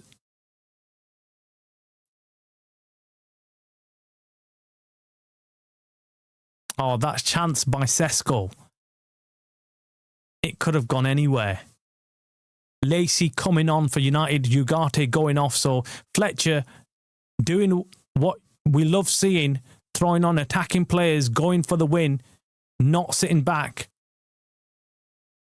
That's the difference. That is the difference between Ruben Amorim and, you know, the United way. Because we know Ruben Amorim would definitely not have made that change. He would not be looking to go for the win right now. I very much doubt it. Well, he'd be looking to go for the win, but he wouldn't bring on someone like that right now. Mount switched off there and Zertsky gave the ball away. Come on.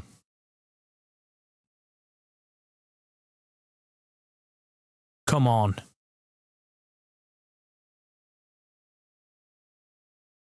Mount, come on. Plays it to Lacey. Lacey down this right wing. We've been missing someone down this wing all game. Lacey with a shot. Oh my God, it hits the crossbar. That would have been an amazing goal. Oh my word. First touch of the ball and he nearly put it in the back of the net, man. Oh my word, that would have been a story and a half, right? Lacey cuts in on his left foot and takes an amazing shot, man. Beats the keeper, hands down, hits the bloody crossbar. Oh, what a story. That would have been written in the stars, honestly. I would have been jumping up and down for that. Wow. This is it. That's the difference, man. That is what you do. Came on and wow, seriously, maybe 20 centimetres, a little lower, and that's it. It's a goal, that. Manu now on the ball. That might give United a bit more confidence to drive forward. Sonny Lemons plays a long ball forward to Dogu.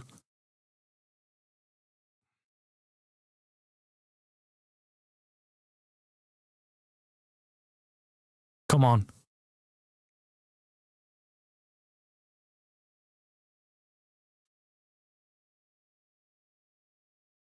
Yeah, it's so unlucky, man. Niche, that was... Seriously, I'm watching that, I'm thinking, that's going in. That's going in.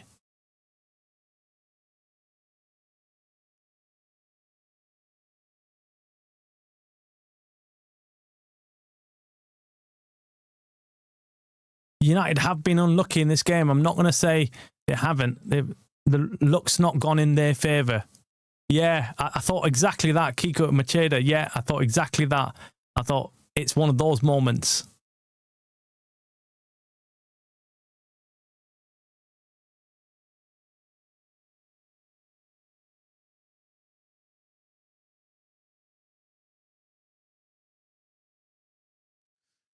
Okay, guys, we've got about, what, 5 minutes, if that. I mean, I'm including injury time in that as well. So, Leach on the ball. Yoro, Lacey.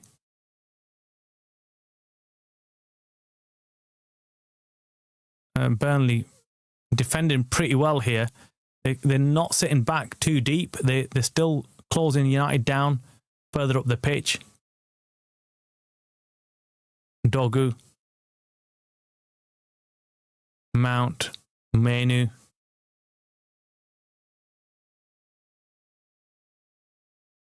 Zertsky.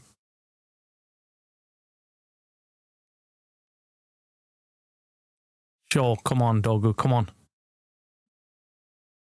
Dallo looks to take a shot. Manu takes a wild shot and goes over. He was never going to score from there. Come on, man. What you doing, man? What you doing?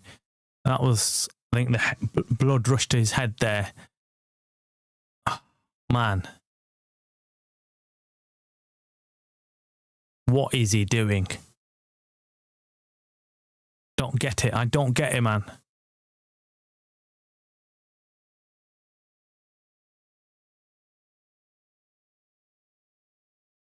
Just crazy.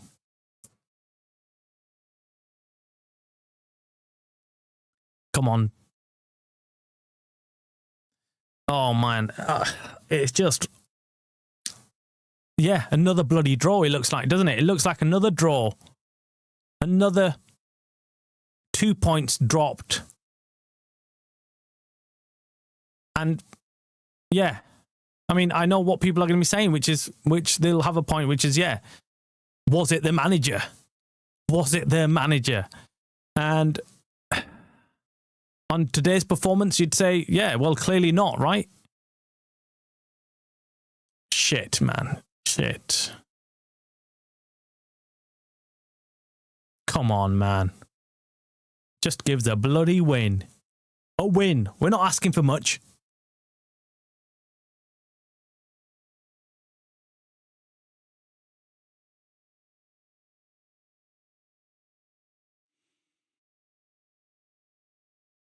Leacher, come on, man. I just don't know what to make of it now. I don't know what to make of these kind of performances, man. How many games have we done this in where we've just drawn and then drawn and then drawn another one and drawn another one?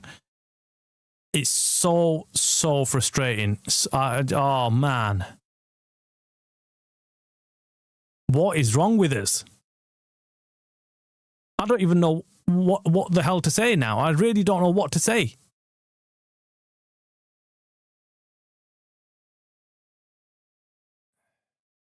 Joke, man.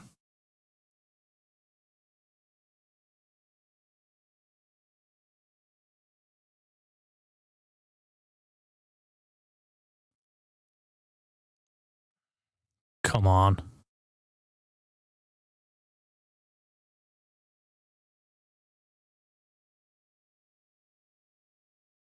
You kidding me?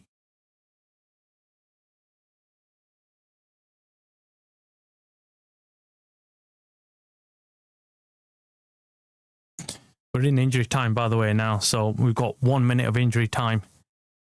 And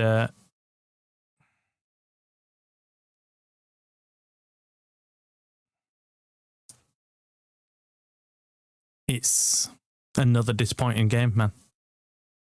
Another disappointing game. Another 2 points dropped. Another game where we probably look back and think we should have won. And we didn't. We didn't win, man. I just don't know what to say. I don't know what to say. This is hard to take, man. This is hard to take. We've got 5 minutes, of injury time, but this is so hard to take.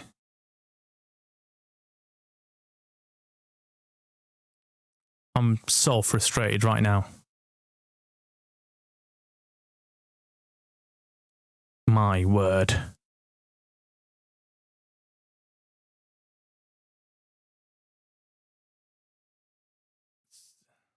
Leeds are winning, yeah, 3-2 against Newcastle. Man. Oh, Luke Shaw with that chance, man. Nothing's working, man. Nothing's working in our favour right now. I'm going into this complete mode of shutting down at this rate, because you watch everyone else cooking and you're just like, shit, man. We what are we doing? What are we doing? This was our chance. Chelsea dropping points, City dropping points. Man, why can't we take advantage? Why?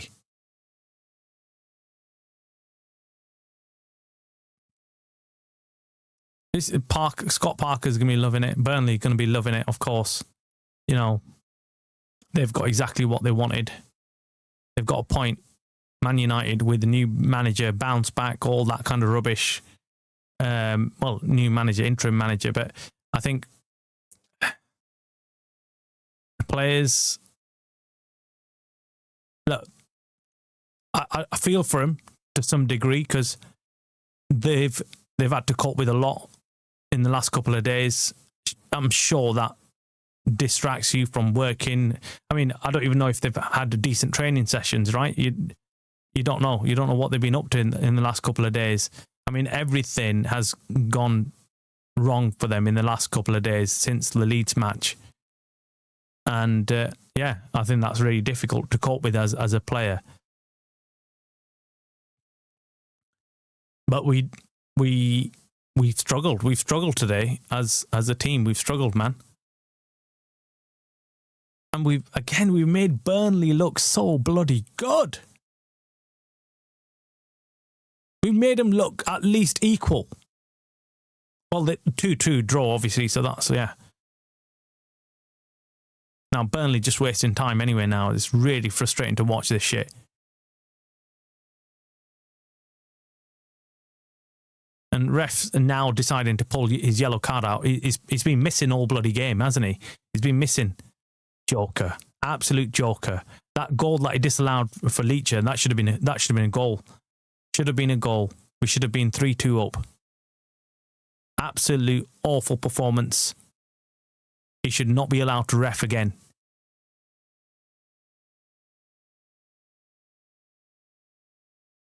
Yeah, in the last minute, it's all over, guys. It's just in the last minute of injury time. Sesko looked better. That's about the only good thing apart from the Lacey strike. Menu hasn't looked good to me. No, he hasn't. Zertsky completely ineffective. Yeah, Zertsky's just been a joke, man. Lacey with another crazy strike, man. OMG, Lacey, what the flip, man. But misses it. But, this kid's going to be crazy, man. This kid's going to be crazy. Oh, he missed it. That was a bit too wide, but... Oh, man. Oh. Could have been another goal for us. Could have been a goal for us. This guy's going for the magical one. Yeah, I was saying Menu hasn't looked good to me yet. I agree completely. Zertsky has been ineffective yet. Absolutely, he's come on, and I don't think he's even touched the ball properly.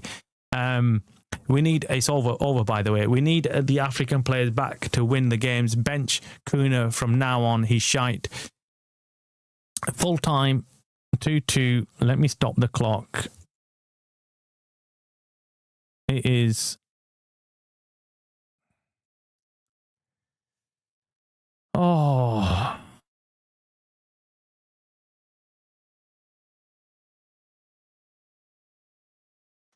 2-2, guys. 2-2. Absolute joke. Absolute joke.